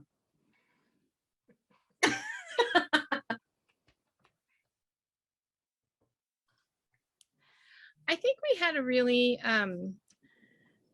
honest and genuine conversation just around our experiences at different sites, and also our own personal stories as well. And they're not my stories to share, but I felt like we connected on that level. And I think it also, hopefully it's a generative process, right? That it also will help support the group, I think, moving forward. I think this is what the value is of being in a community. I think it's coming together. It's, sharing out the experiences, maybe, walking away, feeling, I don't know, some, a little, like a warm heart, a warm hug, right? And going, okay, I can do this. All right, I'm ready for August. It's not going to be the calm before the chaos, Molly. It's going to be the calm during the chaos. So I don't know. It's, I'm excited. I'm actually really excited for the same reasons that were shared earlier today. I look forward to connecting with everyone, because I'm as starved as the kids are for attention and conversation, and even having the kids get to know me and for me to share something about myself with them, right? I mean, it's like you said, it's such a unique opportunity, like this reset. Yeah, it's such a gift. And I think the kids who are here they're here for a reason. I mean, I really do feel that they're here to do this work. And so why not help them out? You know, they're already out there while we're talking, you know, they're already out there doing, you know, what they need to be doing. And so why not support them? Thank you, Christine. So we just wanted to kind of wind up and thank you all for being here. We've got, in addition to what Molly shared, is we're gonna start another COP. We do have the general SEL community of practice. We will be continuing with the school counselor community of practice and the alternative school counselor community of practice. And for those of you who may have had a chance to join our human trafficking symposium we had in late June, we'll probably be starting a community practice around that, since that is a growing issue in our community. But there's just so much of this happening with all of the issues that in a good way, it's exciting that we're cross-referencing each other and bringing different skills and values to the table. So one thing we did want to do moving forward is we are going to create a modified version of Castle's SEL roadmap that fits for our county. So we'll be introducing that when we have our first SEL COP in the fall. But we are also going to very much take the feedback we've gotten from you today, as well as how you filled out the survey to guide us, because we are here to serve you. And we have excellent folks on our staff and in your districts to work on amplifying student voice, to helping teachers and administrators get on board with the importance of SEL, and then to support all of us as we do this work, because it ain't easy. So Brad or Molly, any other closing thoughts or things to share? Just that Shalane put a bunch of flyers in the chat around the SEL or the COPs, the counselor COPs. I went ahead and put brand new, hot off the press, just got an email from Shalane, who's been multitasking. The student threat assessment and suicide prevention flyer. Some of you are in a position to have people go to that. Some of you might not know about it. There's some private schools on here, so I just want to make sure you get that if you're interested. So just another layer of what we do. And I would just want to say thank you all so much for joining us today. It's so rejuvenating for me to be in a space with other people who are just as passionate about SEL as I am, and same as my team at the county office. It's been an interesting time with the pandemic, because seemingly at the very beginning, when schools were making the sudden pivot to distance learning, and obviously they were focused on logistics and things like that. And so for quite a while, it felt like we were screaming into a void of like, don't forget about the mental health and wellness of your students. And I think it's so, like I said, rejuvenating for me to know that that is now at the forefront, and there's so much work and there are so many resources available for you all to do this work that's so necessary for our students and for the youth across the county. So I just want to say thank you all so much for joining us today, and I appreciate being able to do this work with and for you. And I'll go to Michelle's thing. Do you want to do one last plug for it, Michelle? Yes, just make sure. My plug would be to ask that you share it with in your community, that you share the invite for the Creating Caring Classrooms and Communities, the Eventbrite. Just share it out with your teachers, your colleagues, and really anyone, not just teachers. The workshop is for anyone, administrators, counselors, parents, anybody who wants to create more joyful and kind communities. Well, thank you all. We're going to end early so you get a few more minutes in your life. So thank you all for being here. Please fill out the survey and we will see you in the fall. Thank you so much. It was a great day. Is the survey the sign in, or is there a different, was there a different thing? There's two different forms. Okay, so that would be way, way back at the beginning, right? Shalane, can you drop the both things in the chat again, please?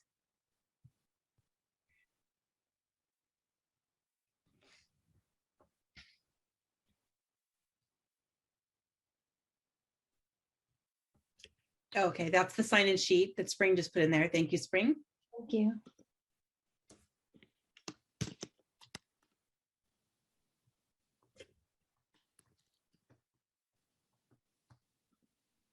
And there's the survey.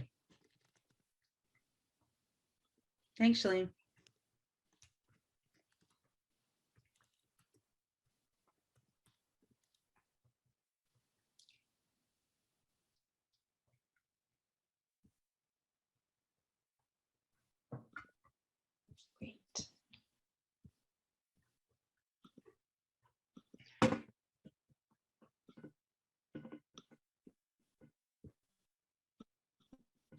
Thank you. Thank you. Excuse me.